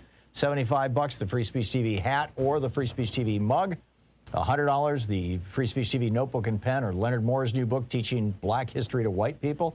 With a $120 gift, there is the Hidden History of American Healthcare, autographed by the author, Why Sickness Bankrupts You and Makes Others Insanely Rich, the author being me. There's also the Free Speech TV Solidarity T-shirt, if you would prefer having that. With a $240 gift, there's the virtual meet and greet, where we get together on Zoom. And with a $1,000 gift, there is the meet and greet. You can come here to Portland and hang out with us, and I'll buy you lunch. But the bottom line is all of these things are just, there to encourage you to call now and make a contribution, because we need to keep this network going.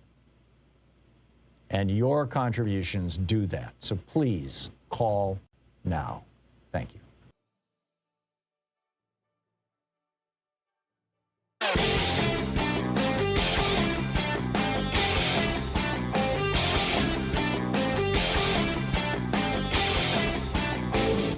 Our 1-hour free podcast recaps our show, and it's available wherever fine podcasts are found. And we have the full 3-hour podcast available over at thomhartmann.com if you want to really support our program. Back in 2019, a consortium of 37 nutritionists, psychologists, and other experts from 16 countries put together a study group and then issued a report. This is called the Eat Lancet Commission on Food, Planet, and Health, Lancet being the British medical journal. And what they found was that if we changed our diets worldwide, we could easily, or it would more easily, help us hit the planetary goal of raising the temperature of the planet by only 1.5 degrees, because meat production is such a large contributor to our greenhouse gases. They also noted a large portion of the emissions in the food system, 30 to 50%, come from the livestock supply chain. But here's the real kicker. They're suggesting basically that people should only eat meat basically once a week. And they said that just this one dietary change would save 11 million people every year in this country just because they'd be eating better. You can check it out at thomhartmann.com. There's a whole video on it.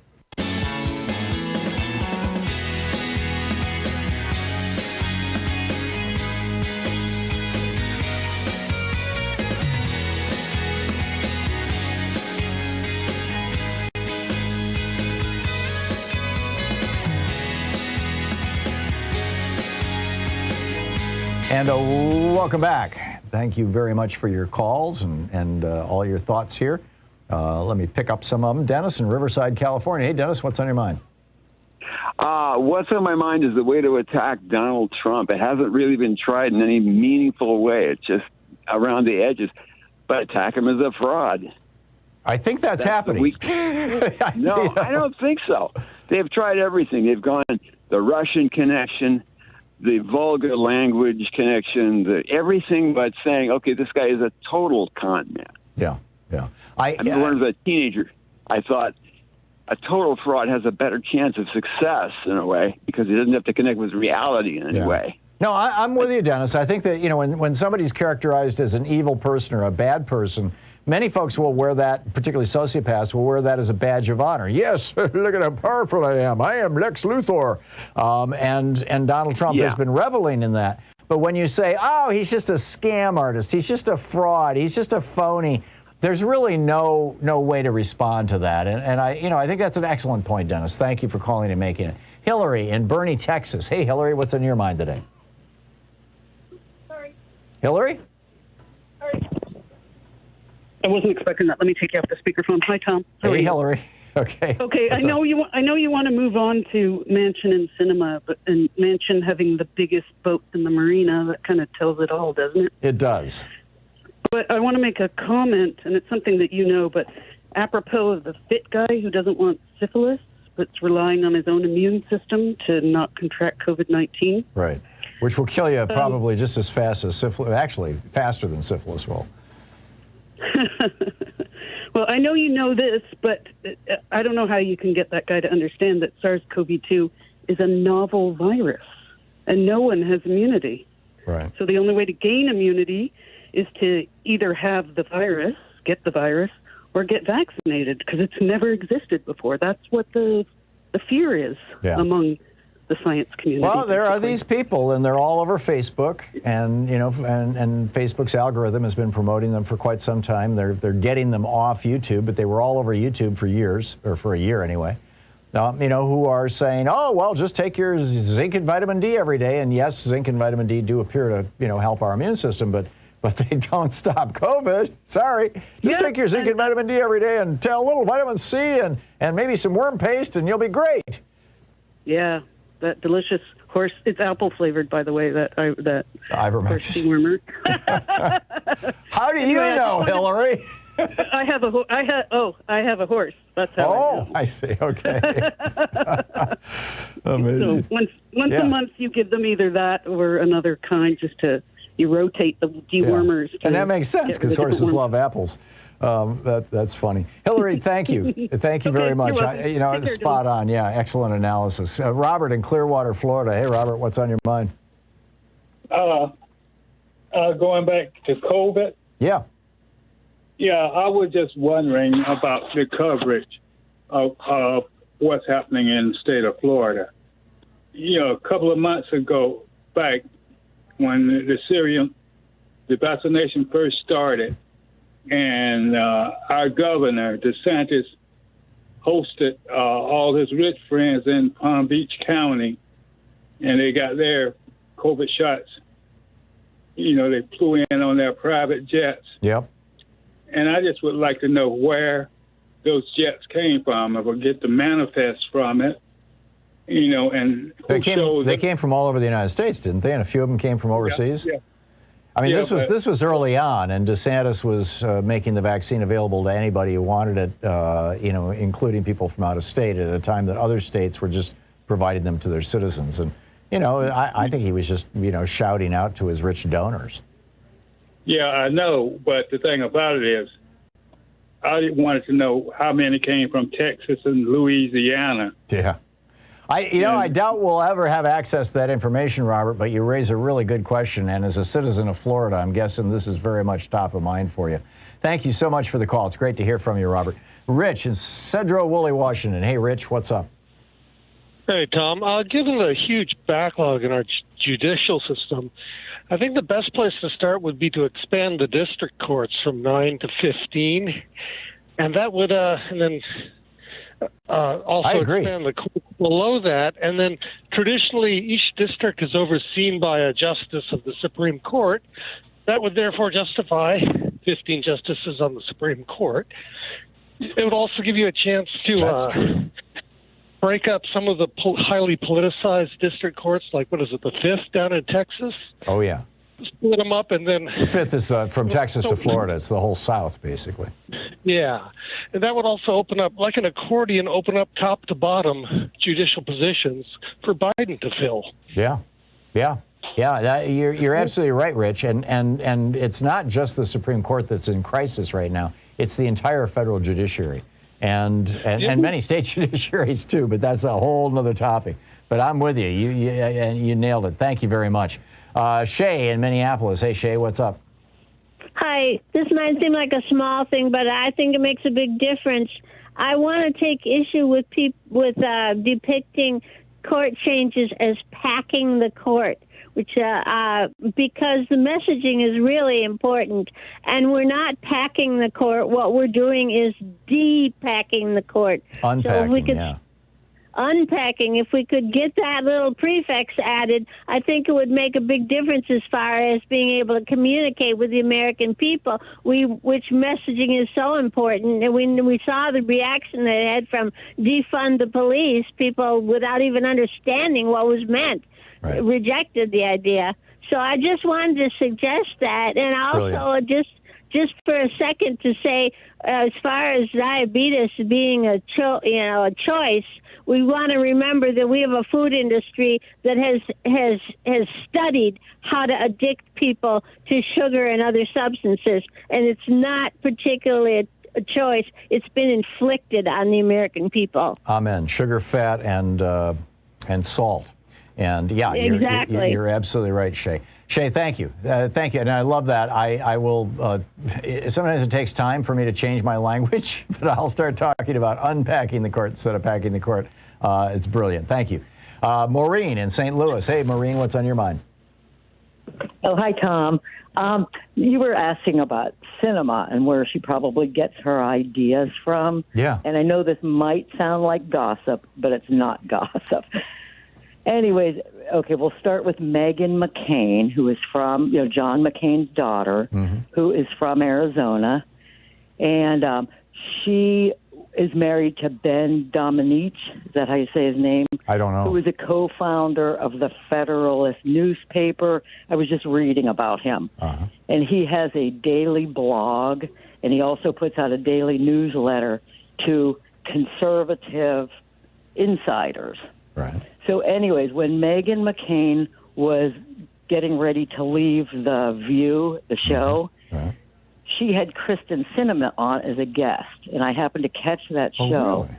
And they were talking about what best friends they are and how they talk every day for a couple hours. Really? And I thought, yes. And I thought, well, Kristen Sinema does not seem like the brightest person, and she's probably very what's the word I want? Somebody can, I think she's wily. I'm not sure, and maybe, no, that's not a sexist term. I don't think she's like intellectually super smart, but I think that she has street smarts. I'm lacking a word. Some kind of social smarts that are. Because you don't get to be a U.S. senator by being a complete idiot. With the exception of Ron Johnson, of course. Right. But it's just something that Ron Johnson, somehow that happened. Yeah. But I just worry so now Megan left The View. I'm not even quite sure what she's doing, but it worries me that if they do speak every day, and even when Megan was on The View, and she was working from home during COVID, I always just pictured her husband there feeding her all this information because she would just make everyone mad. Yeah. And I was on like a thing on Facebook with viewers, and everyone was just so mad at her. And I always thought, I think it's her husband that just feeds this to her. So now I worry how much could be. I mean, let's not. Sinema. It may just be that it's a symbiosis between the two of them. I'm not a big fan of the kind of little lady notion of the wife following the husband. No, I'm not either. I actually get a lot from my wife. In this case, the husband follows the wife as much as the other way around.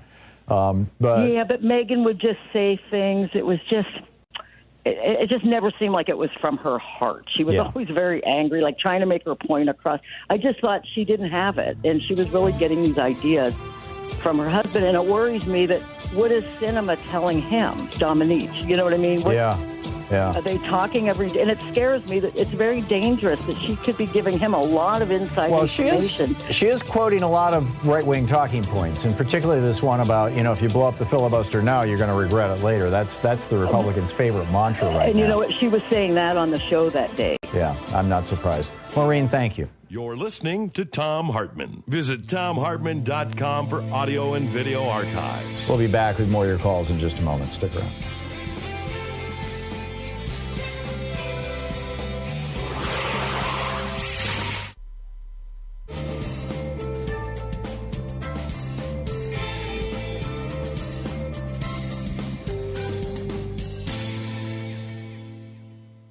And welcome back. Dave in Nashville, Tennessee, right? Not TV. Yes, that's right. Hi, Tom. Hey, what's up? Hey, I hope you let me talk for a minute because I have some very opposing viewpoints to you.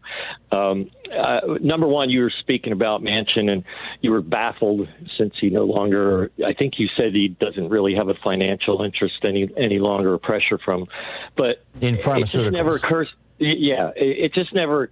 Does it ever occur to anyone that maybe he just feels like going in so far in debt is just wrong instead of going trillions and trillions further in debt? Are you talking about the nation? Insanity. Yes. Yeah. You particularly. I mean, you're baffled. It couldn't be. And Sinema that just maybe. No, I don't believe that, Dave. And I'll tell you why. If you have any interest. Sure. Number one, there doesn't appear to be any substantial relationship between a national debt, at least below 200% of GDP, and any negative impact on the economy. Japan has been there for decades. Other countries, many European, well, not so much European countries, but many other countries are there. Number two, if this whole idea of the national debt like a family debt, like, you wouldn't want your family to be $1 million in debt, would you? It completely misses the fact that if I go out and I build an addition on my house and I go $50,000 in debt to do that, build a garage or something, that doesn't increase my income, right? That doesn't allow me to suddenly make more money. But if the federal government borrows money and builds a highway system, and Dwight Eisenhower is the best example of this, he paid off our national debt. When we got out of World War II, we were at 127% of GDP in debt. We had a higher national debt than we have right now. He built a national highway system with more borrowed money, and it generated so much economic activity that it paid off the national debt. It was down to $800 million when Ronald Reagan came into office because we borrowed more money and we put it into something that produced added economic activity that then secondarily produced added tax revenue. Well, that would be great if that's where that money was going to go. That's where it is going. If you read that bill, no, it's not. Of course it is. How does it not stimulate our economy in ways that increase tax revenues if working women are able to be in the workplace because their kids have daycare? Well, that's how does it not argument. make people more productive if they have access to health care and so they're taking fewer sick days?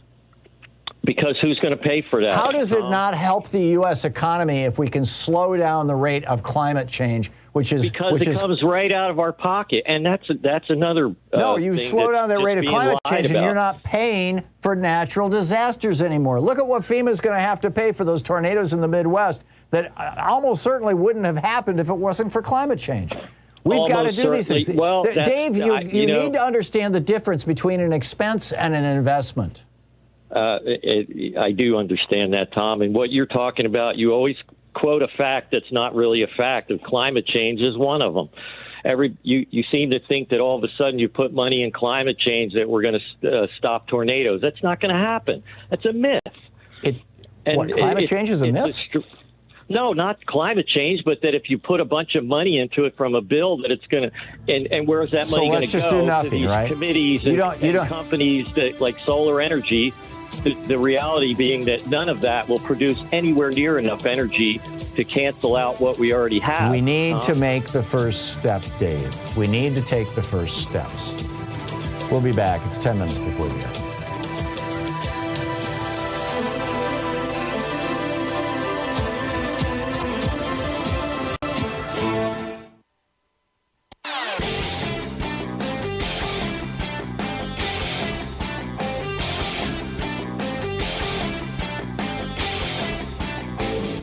Change starts with you. You can be calling your Democratic or Republican representatives to let them know what you think by calling 202-224-3121. It's the Capitol switchboard. It'll get you right through to them. 10 minutes before the hour, Kirk in Lakeland, Florida. Hey, Kirk, thanks for listening to WMNF. What's up? Greetings, Tom. Listen, I am a Florida business owner. I'm a medical device distributor, and one of the things I had told a screener was that just before Thanksgiving, midnight before Thanksgiving, I was sent an email from Governor DeSantis' office. Kirk, if I could interrupt you just real quickly, could you please put your mouth closer to the microphone? I'm having a hard time hearing you. Just shove the microphone up against your mouth. I don't care if it's on speaker or not. Just put it by your mouth. Okay, go for it. So to start real quick, is that I'm a Florida business owner. Just before Thanksgiving, midnight before Thanksgiving, Governor DeSantis' office sent out a email announcing a new jobs law that he had passed on November 21st. And so what I've found is that we sell COVID-19 rapid antigen and antibody tests. But what's going on, though, is that, a number, especially in Central Florida, where there's a lot of conservatism, there's a lot of strong belief that business owners were just going to be exempt from any kind of liability from COVID. And so what this new jobs law basically says is that unvaccinated workers have a number of exemptions. And then it goes on to say that that testing or PPE is required as an exemption and is responsible or incumbent upon the employer to pay, which is, listen, wait a minute, required as an exemption. That doesn't make any sense to me. Are you saying that testing and PPE are required, or are you saying that people can exempt themselves from the requirement for testing and PPE? No. So the vaccine, he says there's not going to be any vaccine mandates. That's what he's proposing. He's always had that position. And in lieu of that, you can choose, the unvaccinated employee can choose from either PPE or periodic testing. And I think that those are all brilliant moves. But what's interesting about this is that in Central Florida, where there's a lot of conservatism, there is a lot of belief that this was never going to happen, that there was never going to be, people are so used to being unregulated that when this came out, as I talk to people and I show them, have to send them the email from the governor's office because they're in such denial that they're like, we're going to have to talk to our attorney. So it's a mask and testing mandate that DeSantis just sent out. Yes. Listen, I hate Twitter, but I'll be happy to get on there and just to send you the the flyer from. Thank you. I'll look for it right after we get off the air. It's 10,000. So all employers, not small, it's big and small. Right. Zero. I mean, so from 1 to 99 employees, $10,000 per employee occurrence. 100 people or over, $50,000 per this employee. Is if the employees fail to either wear a mask or get tested at least once a week. Again, OSHA. So I'm based everything off of OSHA's new guidelines that they've passed, and so I would highly recommend people look at OSHA's guidelines for. Right, but what does this law in Florida say, Kirk? So the law in Florida says that it was actually effective immediately, and so essentially every employer right now in Florida has the mandate to either have PPE or periodically test their unvaccinated employees. Have they defined periodically? Well, no. I'm saying from the CYA position, you better look at OSHA standards. But I see. The other side, I get it. But from the other side of that, so the other issue is this. So when people don't believe me, I do like this website. It is called Fisher Phillips, and you can look at fisherphillips.com.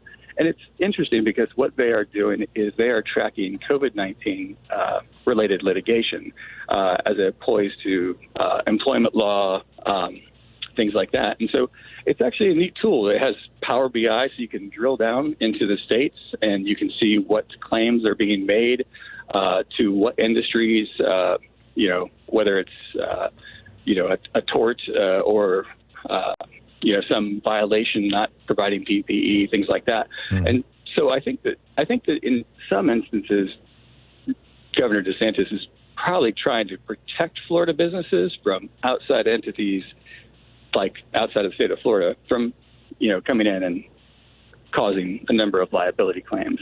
And again, I think that a lot of people were under the impression, again, big construction companies, things like that, they're like, we don't know anything about this. I'm like, you should probably check your spam folder for that email, and if not, I'll send it to you. And then, but I'll get on Twitter. I'll send.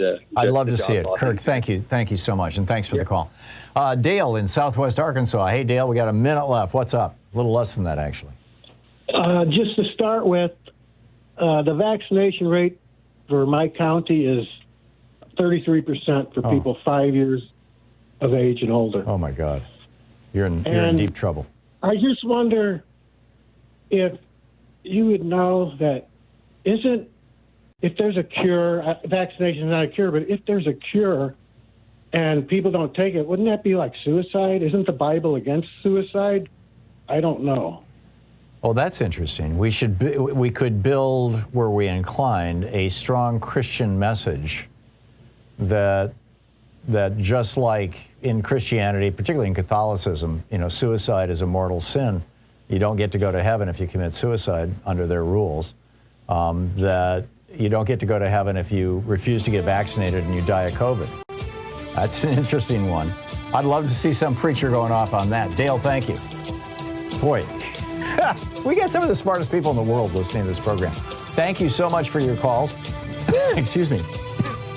Pardon me. Well, it's not COVID, I promise. We're going to do a deep dive here in just a moment of Conversations with Great Minds on economics with Dr. Steve King. Stick around. Stick around. You're listening to Thom Hartmann.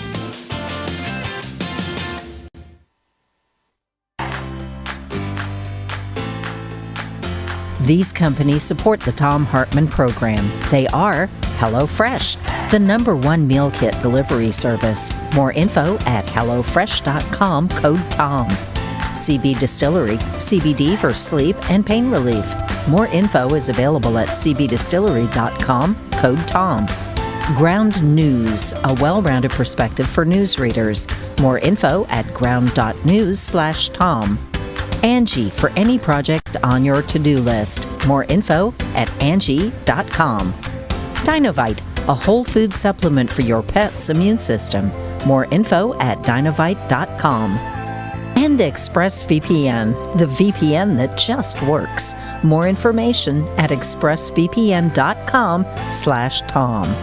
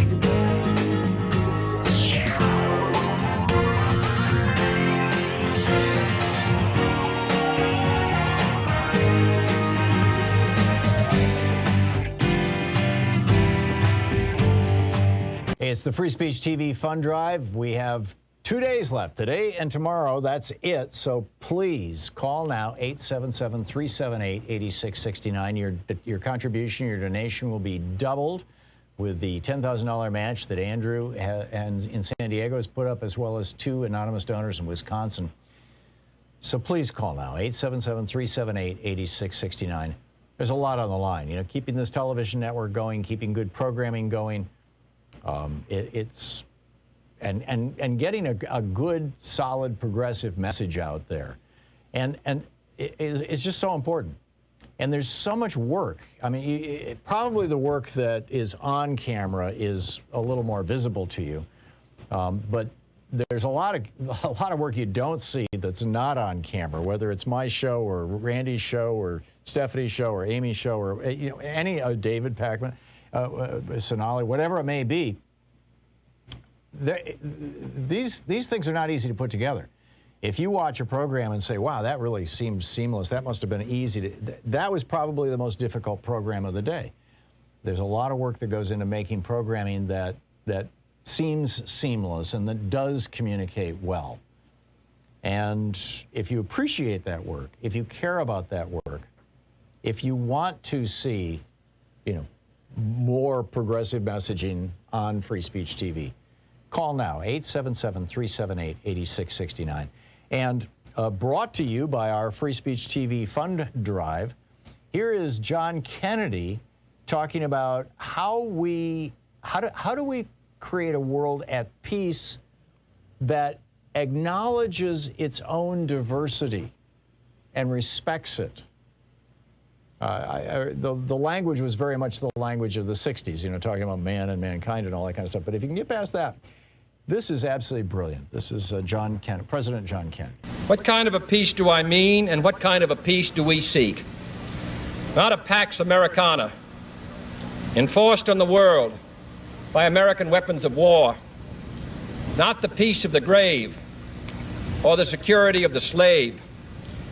I am talking about genuine peace, the kind of peace that makes life on earth worth living, the kind that enables men and nations to grow and to hope and build a better life for their children. Not merely peace for Americans, but peace for all men and women. Not merely peace in our time, but peace in all time. I speak of peace, therefore, as the necessary, rational end of rational men. I realize the pursuit of peace is not as dramatic as the pursuit of war, and frequently the words of the pursuers fall on deaf ears, but we have no more urgent task. Our problems are man-made, therefore they can be solved by man, and man can be as big as he wants. No problem of human destiny is beyond human beings. Man's reason and spirit have often solved the seemingly unsolvable, and we believe they can do it again. And if we cannot end now our differences, at least we can help make the world safe for diversity. For in the final analysis, our most basic common link is that we all inhabit this small planet. We all breathe the same air. We all cherish our children's futures, and we are all mortal. There you go. What a loss, huh? What an extraordinary loss.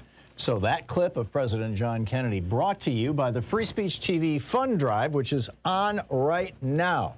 So please call 877-378-8669 or text FSTV to 44321 or go to freespeech.org and make your contribution now to be part of this program, to be part of this network, to help keep this going so that messages of peace, messages of diversity, messages of the importance of the human family, that we all breathe the same air, that those messages can continue, can reach a larger and wider audience, can touch more lives. When you call 877-378-8669, you can make a monthly sustaining contribution, regular every month. They'll take whatever amount you specify out of your credit card, or you can make a one-time gift, or you can do both. with the one-time gifts. If at $20, you get the Free Speech TV bumper sticker. With $50, there's the Free Speech TV viewer-designed bag or the Free Speech TV socks. $75, the Free Speech TV hat or the Free Speech TV mug. $100, the Free Speech TV notebook and pen or Leonard Moore's new book, Teaching Black History to White People. With a $120 gift, there is the Hidden History of American Healthcare, autographed by the author, Why Sickness Bankrupts You and Makes Others Insanely Rich, the author being me. There's also the Free Speech TV Solidarity T-shirt, if you would prefer having that. With a $240 gift, there's the virtual meet and greet, where we get together on Zoom. And with a $1,000 gift, there is the meet and greet. You can come here to Portland and hang out with us, and I'll buy you lunch.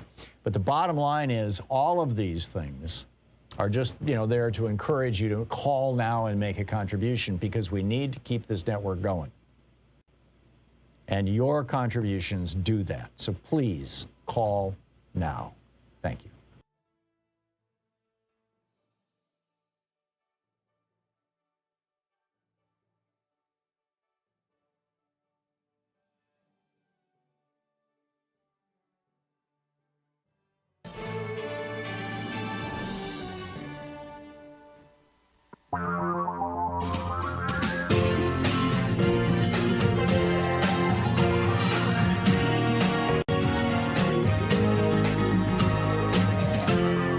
This is the Thom Hartmann Program. Welcome back to the third hour of our program, and I am so pleased to have back with us my old friend, Professor Steve Keen, the economist, the author of several books, including Taking the Con Out of Economics, and his new book, The New Economics, a Manifesto. You can find his website at Prof. Steve Keen, Steve, S-T-E-V-E, Keen, K-E-E-N. And his Twitter handle is Prof. P-R-O-F, Prof. Steve Keen. So you can drop him a note. And Steve, it's been a long time since we've talked, or too long, actually. And I'm so glad to have you back with us. And thank you so much for getting up, insanely early in the morning there in Australia to spend an hour with us and do a deep dive into economics. It's much appreciated.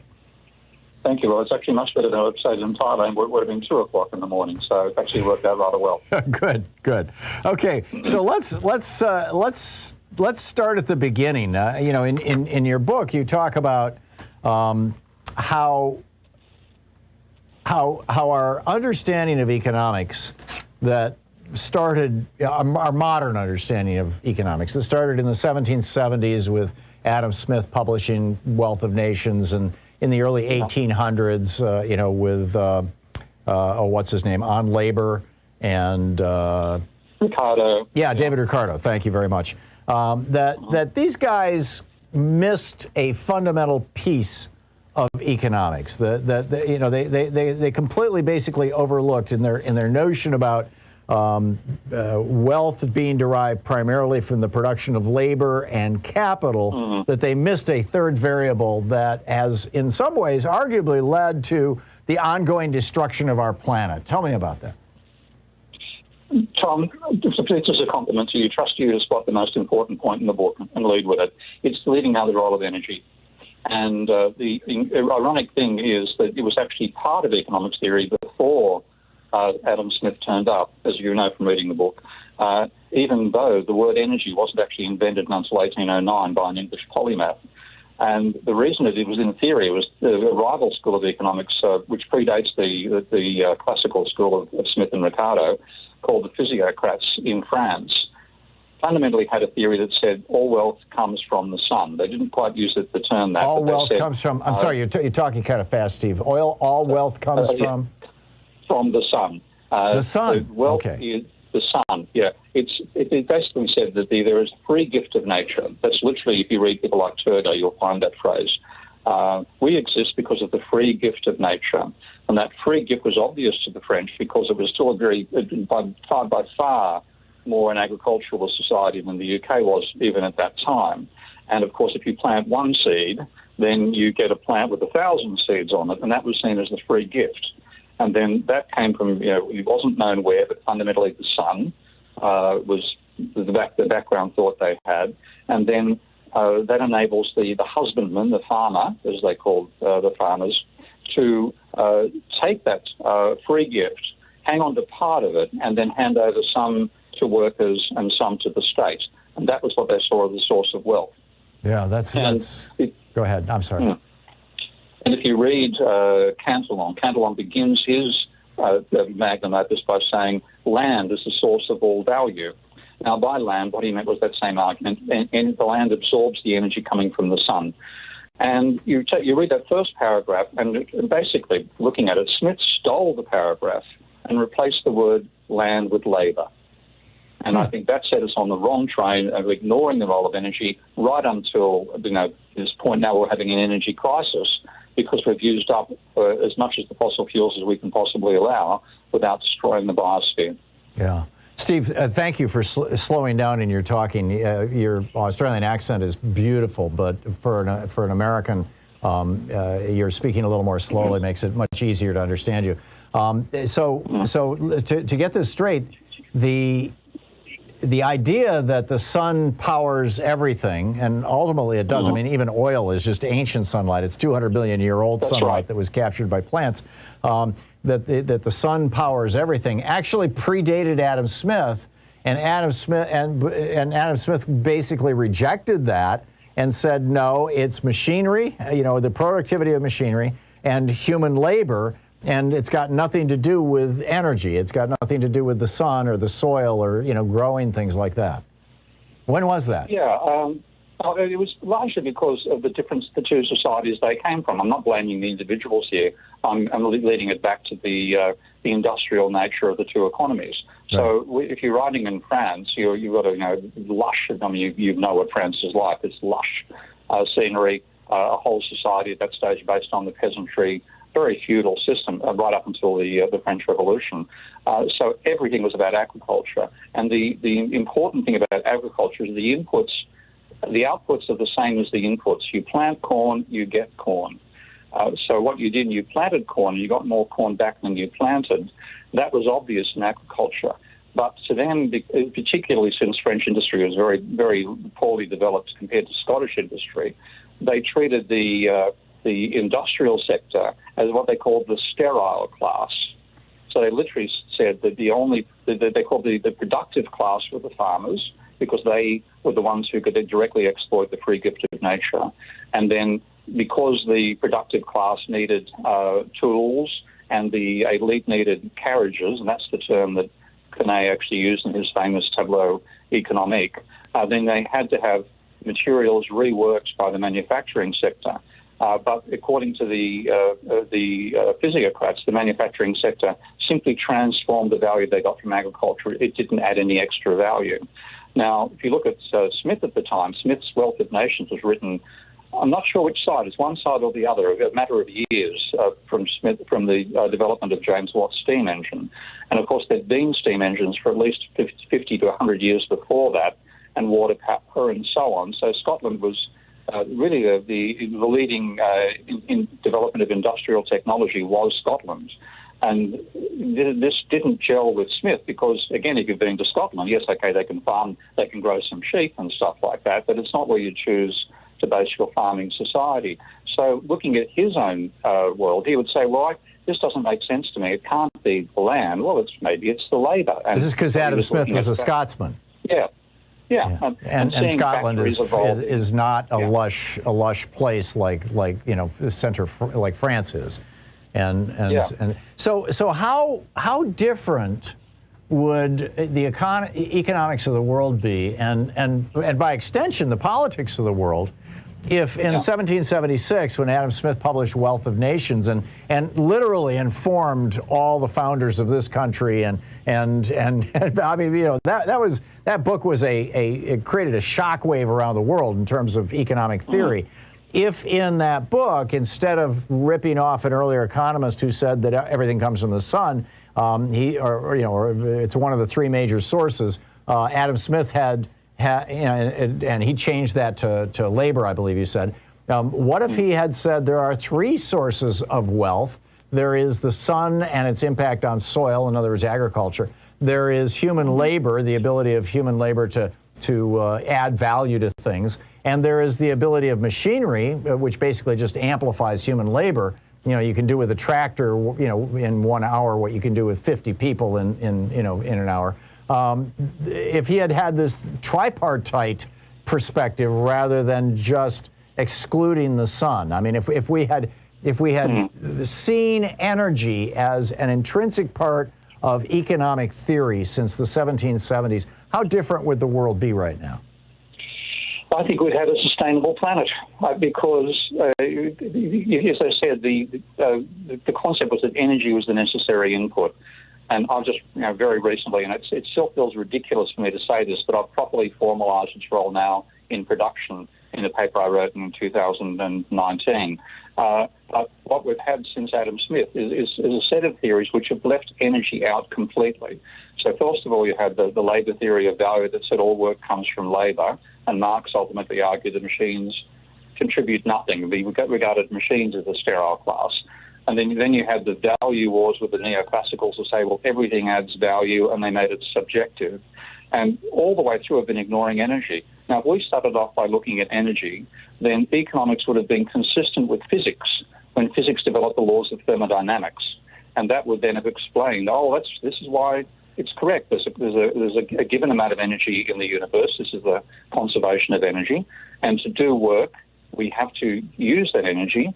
But in doing the work, because of the second law of thermodynamics, we must generate waste as well. So we would have known from the 1800s, fundamentally, that to manufacture on the planet, we are necessarily generating waste, and that waste must inherently degrade the biosphere. So we would have had the environmental awareness that came with the limits to growth and Greenpeace and so on in the 60s and 70s and forward. We would have had that 160 years earlier. And I think we would have realised the damage we were doing by pollution. Amazing. And by degrading the biosphere, it's indirectly degrading the economy, because this is an economic argument.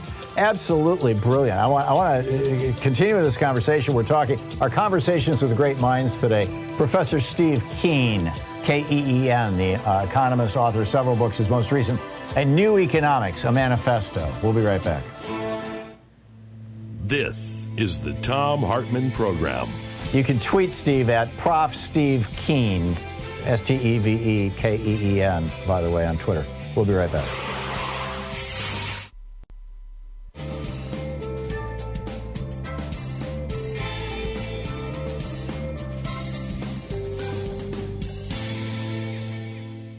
And welcome back. So, Steve, I don't pretend to be an economic scholar, but I'm fairly well read in the field and have some strong opinions. And I read Smith. In fact, I thought his much better book, Wealth of Nations, was good, but I thought A Theory of Moral Sentiments was the book that we really should be paying attention to. Yes. And I've read David Ricardo. In fact, I quote in one of my books, Screwed, I quote his what was originally an article that became part of a larger book called On Labor extensively. Yeah. And a number of the other economists right through John Maynard Keynes. None of them are talking about energy. Or am I missing something? Is this something that just kind of fell off the radar screen in the 1770s and never got put back on? Or have people been trying to say this and we just haven't been listening? The latter, but it's only been a tiny minority who've done it. So Georgescu Rojan, for example, a Romanian economist in the 1970s and 80s, he became aware of the laws of thermodynamics, realized that economics had to be consistent with them, and was talking all the time about the role of energy. A good friend of mine, Bob Ayres, who was a physicist who came into economics, has been trying for 40 years to get economists to pay attention to the role of energy. Charlie Hall, who's another good friend of mine, another physicist, saying economics must be consistent with the laws of thermodynamics and energy plays an essential role. So they've existed, but they've been peripheral characters, and the mainstream has been dominated by ultimately neoclassical economists. And according to them, it's all subjective. It's all about maximizing utility, et cetera, and they don't actually have a link to the physical world. So their model of production basically has output, you have inputs of technology, which is this vague, waffly term they use, times labor, times capital, and there's no role for energy. Wow. So how best to expand this idea and share it with others? Outside of promoting your book, which I'm happy to do. Yeah. Is there a meme here? You know, is there a bumper sticker? There is a meme. There is a meme, and this is where my resolution of this came from. I was walking through, as it happens, Bob Ayres' house, which was full of sculptures. And out of the blue, this little thought popped into my mind: labor without energy is a corpse. Capital without energy is a sculpture. Wow. And I thought, that's it. And I sat down, and 5 minutes later, I'd written the modified production equation. Because when you look at how neoclassicals occasionally attempted to bring energy in, they said, well, energy is the third factor of production. So rather than just multiplying technology by labor and capital, we multiply technology by labor and capital and energy. But they they raise it to a power, and the power is there so that if you double all the inputs, you double the outputs. This is sort of a logical check. And the exponent they used is based upon the share of that particular factor in the economy. So the exponent they use for energy is 0.03%, because roughly 3% of GDP is the energy sector. They gave 70% to labor and 27% to machinery. Now, when you look at the way that I see it, energy is an input to both labor and capital. And then what is the output is the useful work they can both do. Now, the useful work that a labourer can do... You can finish your thought. Yeah. Well, we'll continue the conversation in just a moment. We're talking with Professor Steve Keen. He's got a new book out, The New Economics, a Manifesto from Polity Press. Prof. Steve Keen over at Twitter is his handle. We'll be right back.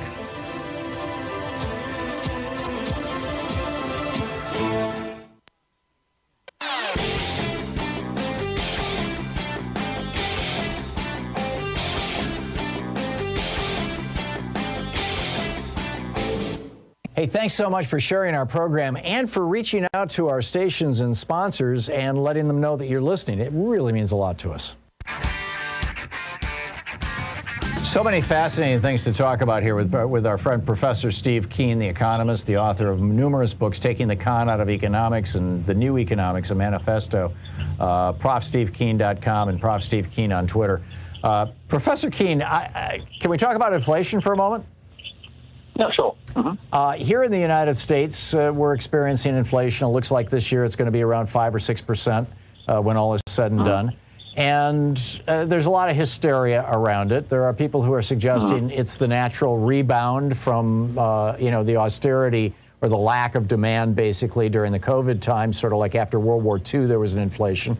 Others are saying, oh, my God, it's because the Democrats are spending too much money. We've got to stop them from spending money and helping out people. Although it's fine if they spend $700 billion on the military, but no, they can't spend money on people.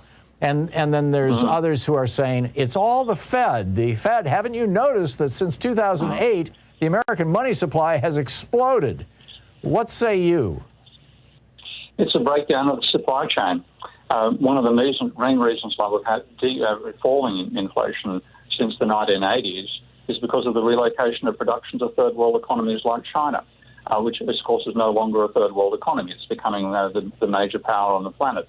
But American capital, in search of more profits for them and paying less for wages, was seduced into moving its production facilities, particularly to China. And then that meant that there was this enormous long supply chain as well. I think I'm holding my iPhone right now. I think that apparently there are parts in this device from about 100 countries.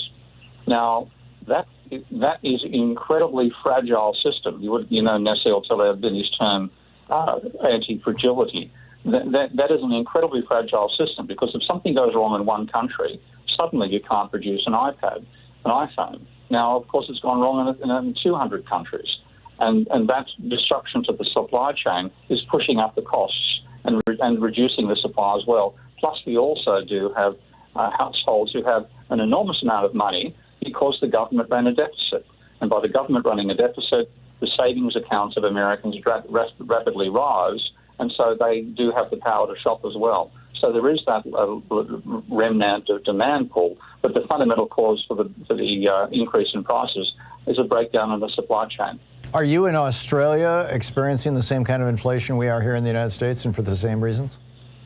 Not quite as bad. Australia we've got a very small manufacturing sector. It sacrificed its manufacturing sector to expand its mining sector.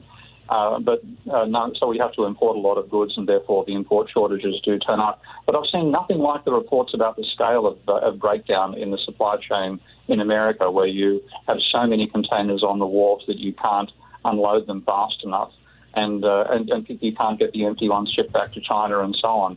So it appears that this is striking the American economy more than it's striking the Australian, even though there is inflation here as well, but not as bad as America. Well, after George W. Bush put China into the WTO in December of 2001, which was largely unnoticed by Americans because it was right after 9/11, in the years that have happened since then, in the 20 years that have happened since then, we have had 60,000 plus factories, not jobs, factories, move from the United States to China.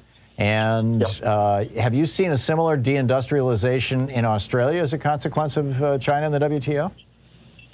Yeah, fundamentally what has happened is American corporations that used to produce locally now produce in China and ship out to Australia. But it is a dramatic deindustrialization of the West, and China has exploited that brilliantly. I was actually in China in 81, 82 for a business conference with journalists, and I took journalists on a tour of the Shenzhen Free Trade Zone. We had it explained to us there that the builders of the Free Trade Zone were exploiting a loophole in the American trade laws that enabled an American company to re-export from a third world country and not pay tariffs on the import. And they're also, of course, exploiting low wages. But they required the American company to have a Chinese partner, and within 5 years, the Chinese partner had to own 50% of the business. Now, why would the American partner agree to that? Because the wages and costs were so much lower that 50% of the profits was much more than they were getting with 100% of the profits, but paying American workers and American costs instead. That's amazing. It's amazing, too, that you were in Shenzhen in 1981. Louise and I were in Shenzhen in 1981. Well, yeah. I had business in Hong Kong, and we just took one of these day tours over to, because it was the new experimental thing, you know. And it was just a little kind of dirt town, a dirt road town in many ways, and they were just starting to build the industry. Yeah. You know, I think. And now it's the manufacturing center for the world. I think at the time there were just a few, maybe at the most 100,000 people there, probably less than that. Anyhow, Professor Steve Keen is with us. I want to get into banks create money. Why did mainstream economists completely miss the George W. Bush's big crash in 2008 when Steve Keen was warning about it? We'll get to that right after this break. You're listening to the Thom Hartmann Program. Call 202-808-9925. We'll be back just on the other side of this in about 5-6 minutes with Professor Steve Keen, his new book, A New Economics, a Manifesto.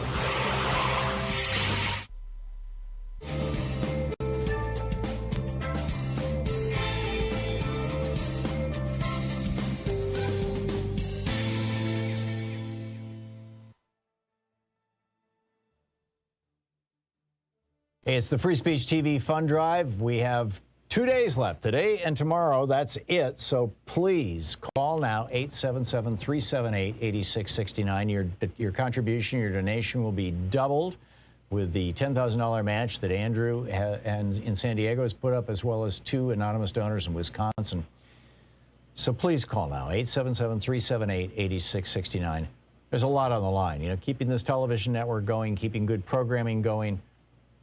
It's getting a good, solid, progressive message out there, and it's just so important.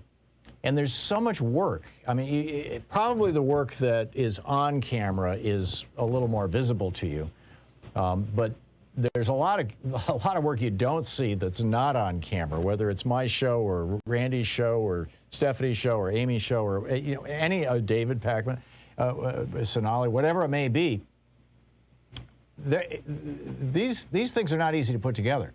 If you watch a program and say, wow, that really seems seamless, that must have been easy, that was probably the most difficult program of the day. There's a lot of work that goes into making programming that seems seamless and that does communicate well. And if you appreciate that work, if you care about that work, if you want to see, more progressive messaging on Free Speech TV, Call now, 877-378-8669. And brought to you by our Free Speech TV Fund Drive, here is John Kennedy talking about how do we create a world at peace that acknowledges its own diversity and respects it. The language was very much the language of the 60s, you know, talking about man and mankind and all that kind of stuff. But if you can get past that, this is absolutely brilliant. This is President John Kennedy. What kind of a peace do I mean, and what kind of a peace do we seek? Not a Pax Americana, enforced on the world by American weapons of war. Not the peace of the grave or the security of the slave. I am talking about genuine peace, the kind of peace that makes life on earth worth living, the kind that enables men and nations to grow and to hope and build a better life for their children. Not merely peace for Americans, but peace for all men and women. Not merely peace in our time, but peace in all time. I speak of peace, therefore, as the necessary, rational end of rational men. I realize the pursuit of peace is not as dramatic as the pursuit of war, and frequently the words of the pursuers fall on deaf ears. But we have no more urgent task. Our problems are man-made, therefore they can be solved by man, and man can be as big as he wants. No problem of human destiny is beyond human beings.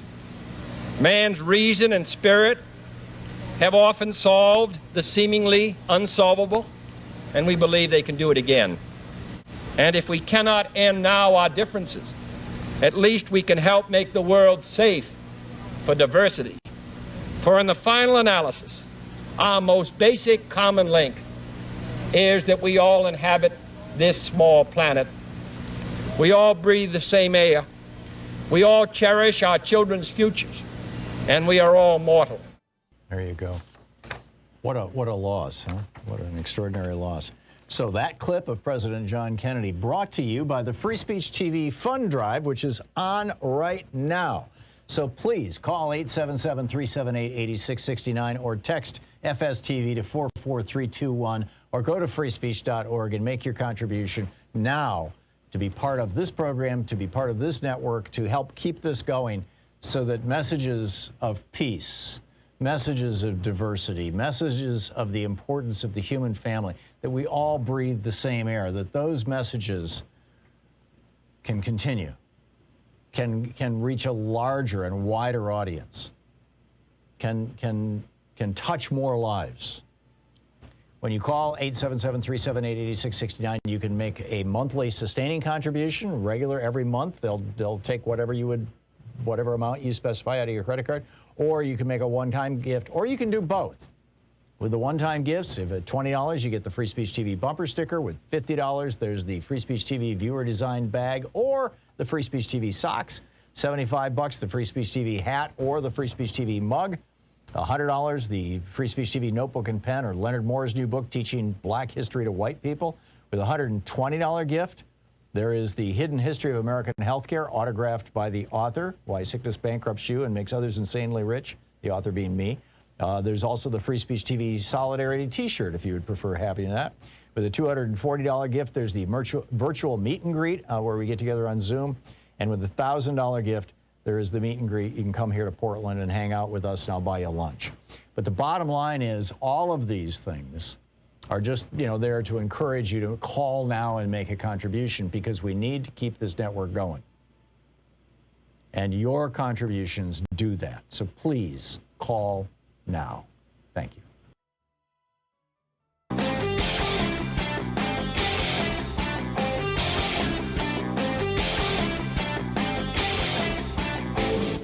Share the Thom Hartmann Program with your friends. We're available on SiriusXM, Free Speech TV, Pacifica, commercial stations nationwide, YouTube, Twitter, Facebook, on the Thom Hartmann app, and you can even tell your smart speaker to listen to the Thom Hartmann Program.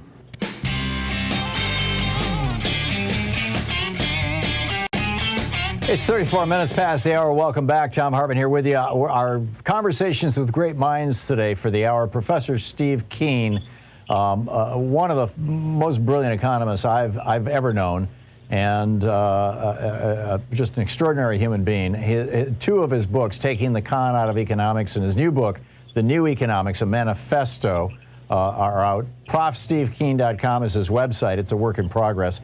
And his Twitter handle is Prof. Steve Keen as well, K-E-E-N.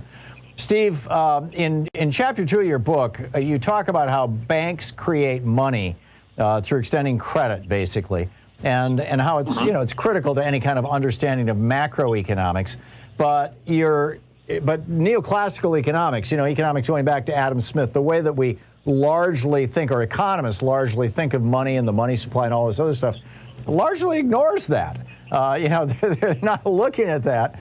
A few people have talked about this. In fact, you note Hyman Minsky, for example, whose son has been on this program a number of times, and Michael Hudson, who's been on this program, Joseph Schumpeter, who's no longer with us, but talked about this. But by and large, this whole issue of fractional reserve banking and how number one, its role in creating money, and number two, its role in creating debt. Debt that can never be resolved, it's like a game of musical chairs, is almost never discussed by economists or in our economic discussions. Let me just toss that to you with wherever you want to go with it. Yeah, it's fundamentally because if you include banks, you can no longer hold your way of thinking to equilibrium, because if banks create money, then they're adding to aggregate demand, and that expands the economy, and so you're out of a world of equilibrium. And I think this is fundamentally why they simply don't want to know about it.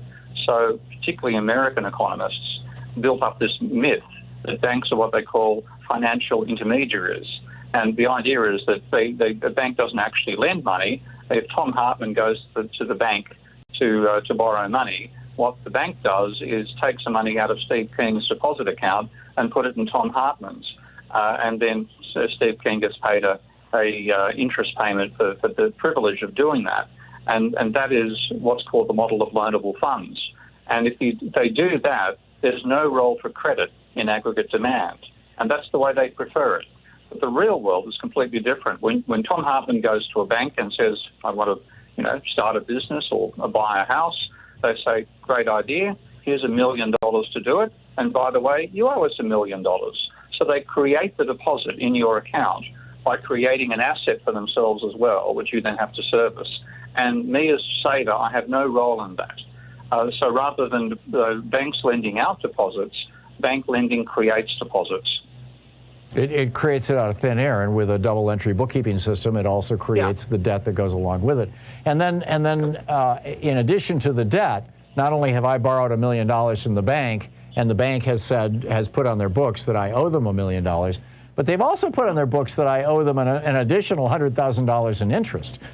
How does that get accounted for? Well, this is one of the major confusions people have when they start working in this area, and that is that the money you owe debt is denominated in dollars, obviously, but the amount you pay as interest in dollars is denominated in dollars per year. Now, you can pay that if you borrow $1 million and you have to pay 10% interest to the bank, so you're paying $100,000 a year. If you use that $1 million to generate a business that turns over, let's say, $1 million a year, then out of that $1 million, you might pay $800,000 in wages to your workers. You might pay $50,000 in rent for your equipment. You pay $100,000 to the bank, and you hang on to a $50,000 profit.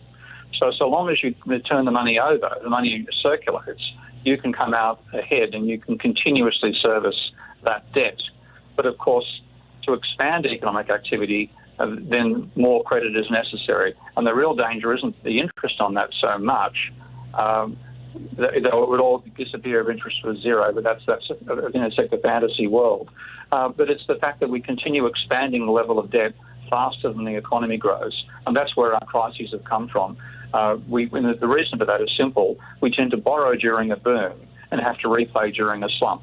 And so the level of debt ratchets up over time, and that's what led to the financial crisis in 2008. And that debt is all basically created out of nothing by the banks because of our fractional reserve banking system. Well, is there a way to, is it a fundamentally broken system, or is it just that it needs to be more tightly regulated so it doesn't spin out of control? Well, it needs to be more tightly regulated because we treat banks as if they're masters of the universe. You know, that wonderful phrase they use to describe themselves, right. Particularly the shadow banking system. They're not masters of the universe. They are people who are organised to raise equity in a bank and then apply to the government to get a banking licence. And once they had the banking licence, that gave them the capacity to create money, and they go crazy with it. And it's crazy in all sorts of ways. So, you know, loans to help out friends, et cetera, et cetera. That's certainly a lot of illegality happens in the financial sector. But fundamentally, the easiest way for them to make money is to create debt. And the easiest way to create debt is to talk us into a Ponzi scheme. And the Ponzi scheme, of course, back in the 2000 crisis was the housing sector. They said, don't worry, if you borrow more than you can repay, borrow the money, buy the house, furnish it as well. We'll give you a 120% loan, and then service it with part of the 20% above the cost, furnish it as well. And when you can't afford any more, sell it on the market, you'll make a profit, and on we go. Now, that is a totally non-creative use of money. We should be giving money to entrepreneurs. We should be giving working capital to corporations. And we should be saying to the banks, you cannot lend to finance an asset bubble. But we don't do that. We treat them as though they're masters of the universe, and therefore we end up in financial crises. Yeah, I think we're looking at an asset bubble in real estate right here, right now as well. Again, yeah. You write in your book that far from government, and let me actually, just to set this up, I had a caller in the last hour who was like, obviously a partisan opponent to the Build Back Better and other investments by the federal government that President Biden is talking about doing.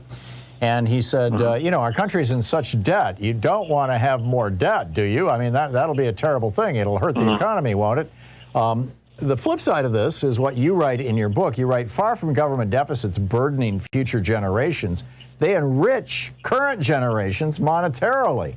Any impact on future generations depends on the economic and political consequences of the spending, which generates the deficit. And this is what I said to him when he called. I said, if the government spends money on as Eisenhower did, we came out of World War II at 127% of GDP debt. The largest debt the United States has ever had as a percentage of GDP. Eisenhower borrowed more money, built an interstate highway system with that money, and all the economic activity that highway system produced increased the GDP to the point where it increased taxable income to the point where it paid back our national debt from World War II. Am I saying that right? Is that what you're trying to say in this chapter? That's absolutely true. We have a completely perverted vision of the role of both private banks and the government in money creation, and both can create money. The private banks create money when they lend out more than they take back in repayments. The government creates money when it spends more than it takes back in taxes. Now, the danger of private banks doing it is that the people who borrow end up with a debt. So if you borrow money from a bank, you don't have any change in your net financial position because your deposits have gone up, but your loan to the bank has gone up identically, and therefore you're no better off. But what happens with government money is the government puts money in your bank account. If it spends more than it taxes, then bank accounts rise. And the matching asset on the banking sector side of things are the reserves. So it creates excess reserves. Now, those excess reserves are then what the banks themselves use to buy the bonds that the government later puts out to finance the deficit, or earlier. The timing doesn't really matter all that much. But so the government debt is not debt at all. It's changing the nature of the assets on the banking sector's balance sheet from reserves, which they can't trade and they can't sell, into bonds, which they can trade and they can sell. So the whole worrying about it is just completely wrong. And at the same time, people worry about the ratio of government bonds to GDP, which is really what government debt is, and they ignore the ratio of private debt to GDP, and that's what drives the system into crisis. And what is the ratio of private debt to GDP right now around the world or in the United States, if you happen to know off the top of your head? Yeah. In the United States, is about 170% of GDP. Whoa. Now that's, I know. It was twice the level of government debt to GDP. And this is what amazes me, because we've been educated by economists to have a blind spot about private debt. But when you take a look at it, you find that private debt is often 2 and 3 times the scale of government debt, and has been growing much more rapidly than government debt as well. So we're worried about the level of government debt, which is not a problem, first of all, in its own right, and secondly, much smaller than private debt. We're going to hit a break in just a minute, but Steve, isn't there some point at which government debt becomes a burden to the country, if for no other reason, because every year it has to make interest payments? No, because again, the interest payments can effectively be financed by selling more bonds. The interest payments themselves create money. The problem is when you run a trade deficit. That's my feeling, my position. Which is a completely different thing than the national debt. Yeah, if you're running a trade deficit, then that is going to undermine you over time. Okay, we've been doing that since Reagan. Turkey. I mean, I think the last years that we didn't have a trade deficit were Jimmy Carter's. Yeah, but you are the reserve currency. So you can't run out of the reserve currency because you create it. I see. But Australia can. Yeah. We can. Yeah. Fascinating. That's when countries get in trouble that way. Fascinating stuff. Steve writes in his new book about debt jubilee and how we completely misunderstood John Maynard Keynes, or at least many economists have chosen to. I want to get into that on the other side of this break. It's 45 minutes past the hour here on the Thom Hartmann Program. We're talking with, in our conversations with great minds, with a genuine great mind, Professor Steve Keen, the economist, author of several books. His newest, The New Economics, a Manifesto. You're listening to Thom Hartmann. Visit thomhartmann.com for audio and video archives. Steve's website is Prof. Steve Keen. That's also his Twitter handle, STEVEKEEN. We'll be right back.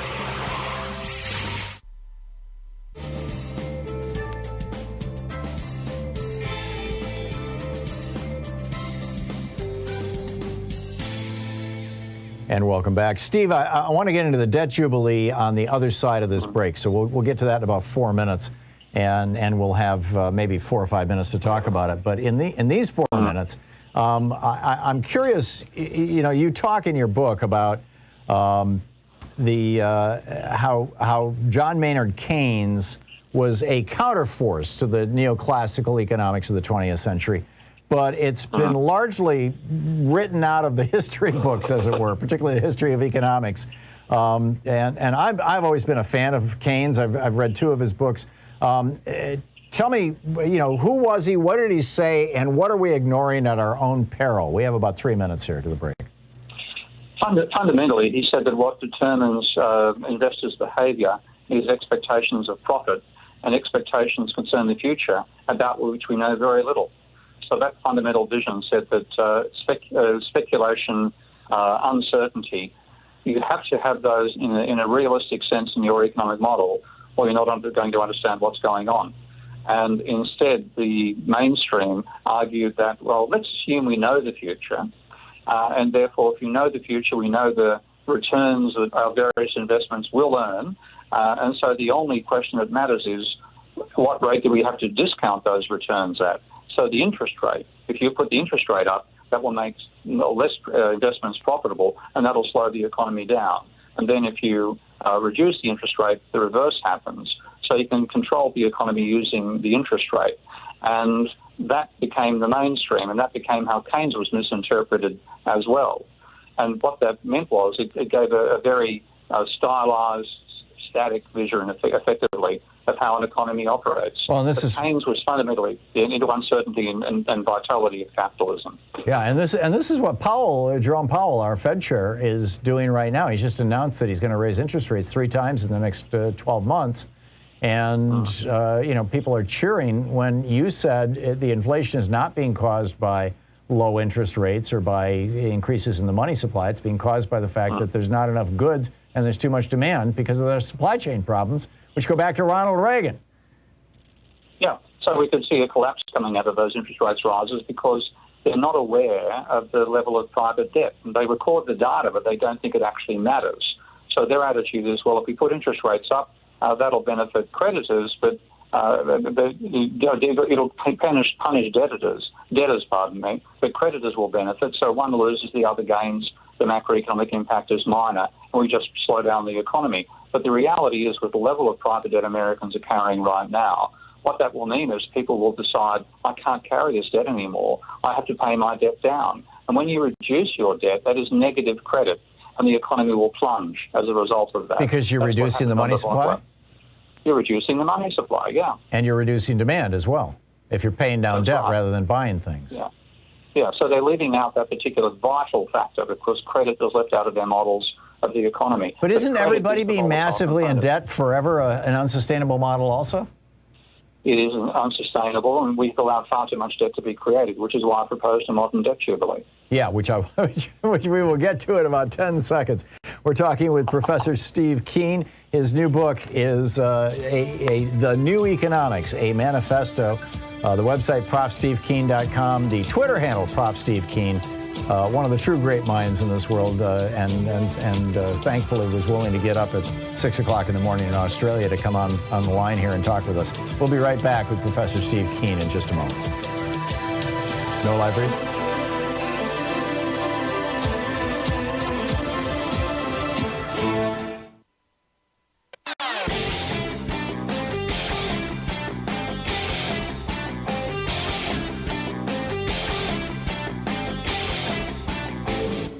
Missed my opening rant today? It's usually published over at HartmannReport.com, where you can read it and share it with your friends for free. Check it out, HartmannReport.com.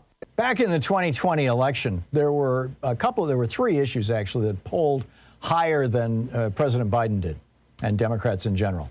And one of those issues was the legalization of marijuana nationwide, not just the decriminalization, but the legalization, doing away with marijuana on the schedule of narcotics, making it so that marijuana pharmacies and dispensaries could bank with a normal bank, all that kind of thing. This was so popular that a Republican now is getting ahead of this. Democrats, we are falling behind, right? This was more popular than Joe Biden. Democrats need to jump on this. Representative Nancy Mace, a Republican from South Carolina, has just introduced the States Reform Act, which repeals federal prohibition of marijuana, expunges federal nonviolent marijuana crimes, and promotes local ownership. We've got a video about this over at ThomHartmann.com. You need to check it out. And welcome back. Professor Steve Keen is on the line with us. His newest book, The New Economics, a Manifesto. And again, Professor, thank you for getting up so early there in Australia to talk with us. You and I were just talking about how everybody's all hysterical about the federal debt. That is largely meaningless. Powell is going to raise interest rates to try to slow down the economy, and that runs the risk of crashing the 170% of GDP individual, personal, and corporate debt, the private debt in the United States. And that could have a very, very bad impact on us just in time for the election in 2022. Jerome Powell's a Republican, of course. And so I said, what about, isn't it unsustainable to have just massive private debt out there? And you said, yes, that's why we need a debt jubilee. And you're calling for that in your book on pages 65 through 68. Tell us about it. Okay.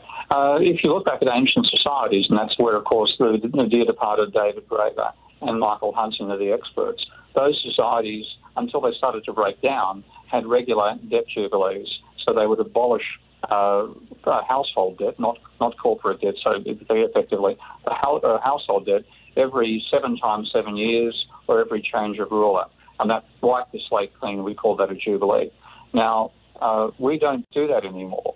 But what has happened, of course, is we now have an enormous level of private debt, probably the highest level of private debt in the history of humanity compared to income, and all the laws are protecting the rights of creditors and not the rights of debtors, when the creditors are the ones who play a huge role in enticing us into debt. So we need to abolish it, but we can't simply say everybody who has debt, we're writing your debt off, for 2 reasons. One is that would have potentially a damaging impact on the capacity of the financial sector to continue. And the other is it would effectively penalise people who were restrained from the speculation that the banks were trying to seduce us all into. So my proposal is to use the fact that we have 2 ways to create money now. The government can run a deficit, or banks can then more than they get back in repayments. Use the government's capacity to create money to create an amount of money for every person on an equal basis, and then that money must be used to pay down debt. Now, if you don't have debt, that money could be used, for example, to buy the government bonds that were later used to finance that whole operation, and you would then earn interest on those bonds. So the number I use in the book, for both the hypothetical reasons and because it's pretty much equal to the American situation, is $100,000 per adult. Now, if you did that, you would effectively eliminate household debt, and you would have much more money turning up in the hands of working class and middle class people. And when I model this in my Minsky software, I get a boom out of it because we're not taking money out, we're redistributing money, existing money, so more of it ends up in the hands of those who spend more rapidly, and the economy will boom as a result. And ironically, I didn't expect this, but both the level of private debt fell and the level of government debt because of the increased activity by spreading the money more broadly. But wouldn't that boom exacerbate the demand crisis that we have right now, or the supply crisis, actually? There's not enough supply and there's so much more demand? And that's why you would use the bonds, and this is what we did during World War II. Bonds were sold to the household sector, the private sector. They were marketed as if your bonds help us buy this submarine. But the reality was those bonds stopped you spending money. If you had a bond you paid $100 for, then you had $100 less to spend. You got $5 per year interest coming in, so you regarded that as savings. But you then lived within the rations that were, particularly in the UK, of course, the rations that were used to restrain private spending and enable as much of the economy as possible to be put towards the war. So basically, you can only use the money to pay down debt or to hold as government bonds. You can't go on a buying spree at Macy's. Yeah, that's right. And you'd be trying to, given the fact we face a climate catastrophe, not just, worried in the future, I think we're very close to very serious climate disruption. We want to put as much of our resources into addressing the climate issue and as little as possible into hair creams and toothpastes and the frippery of modern capitalism. Right. Would you call all this stuff in aggregate modern monetary theory? I know you've been affiliated with that movement in the past. Yeah, I mean, they're correct about the accounting. I don't think they have properly included a lot of credit yet. They can do that and expand their knowledge. And we need to look at the ecological issues as well, which modern monetary theory would be the only way we'd be able to finance the transition we need to go to a non-carbon energy system and avoid ecological catastrophe. Amazing. Brilliant. Professor Steve Keen, his new book, The New Economics of Manifesto. Professor, thanks so much for dropping by today. It's been great talking with you.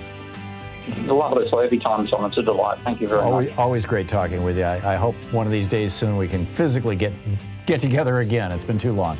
Professor Steve Keen. Prof. Steve Keen over on Twitter. Thank you, Steve. Okay. We'll be back. Well, we'll be back tomorrow. It's the end of the show. We'll see you tomorrow, same time, same place. Listening to Thom Hartmann. For audio and video archives, visit thomhartmann.com. Tag you're it.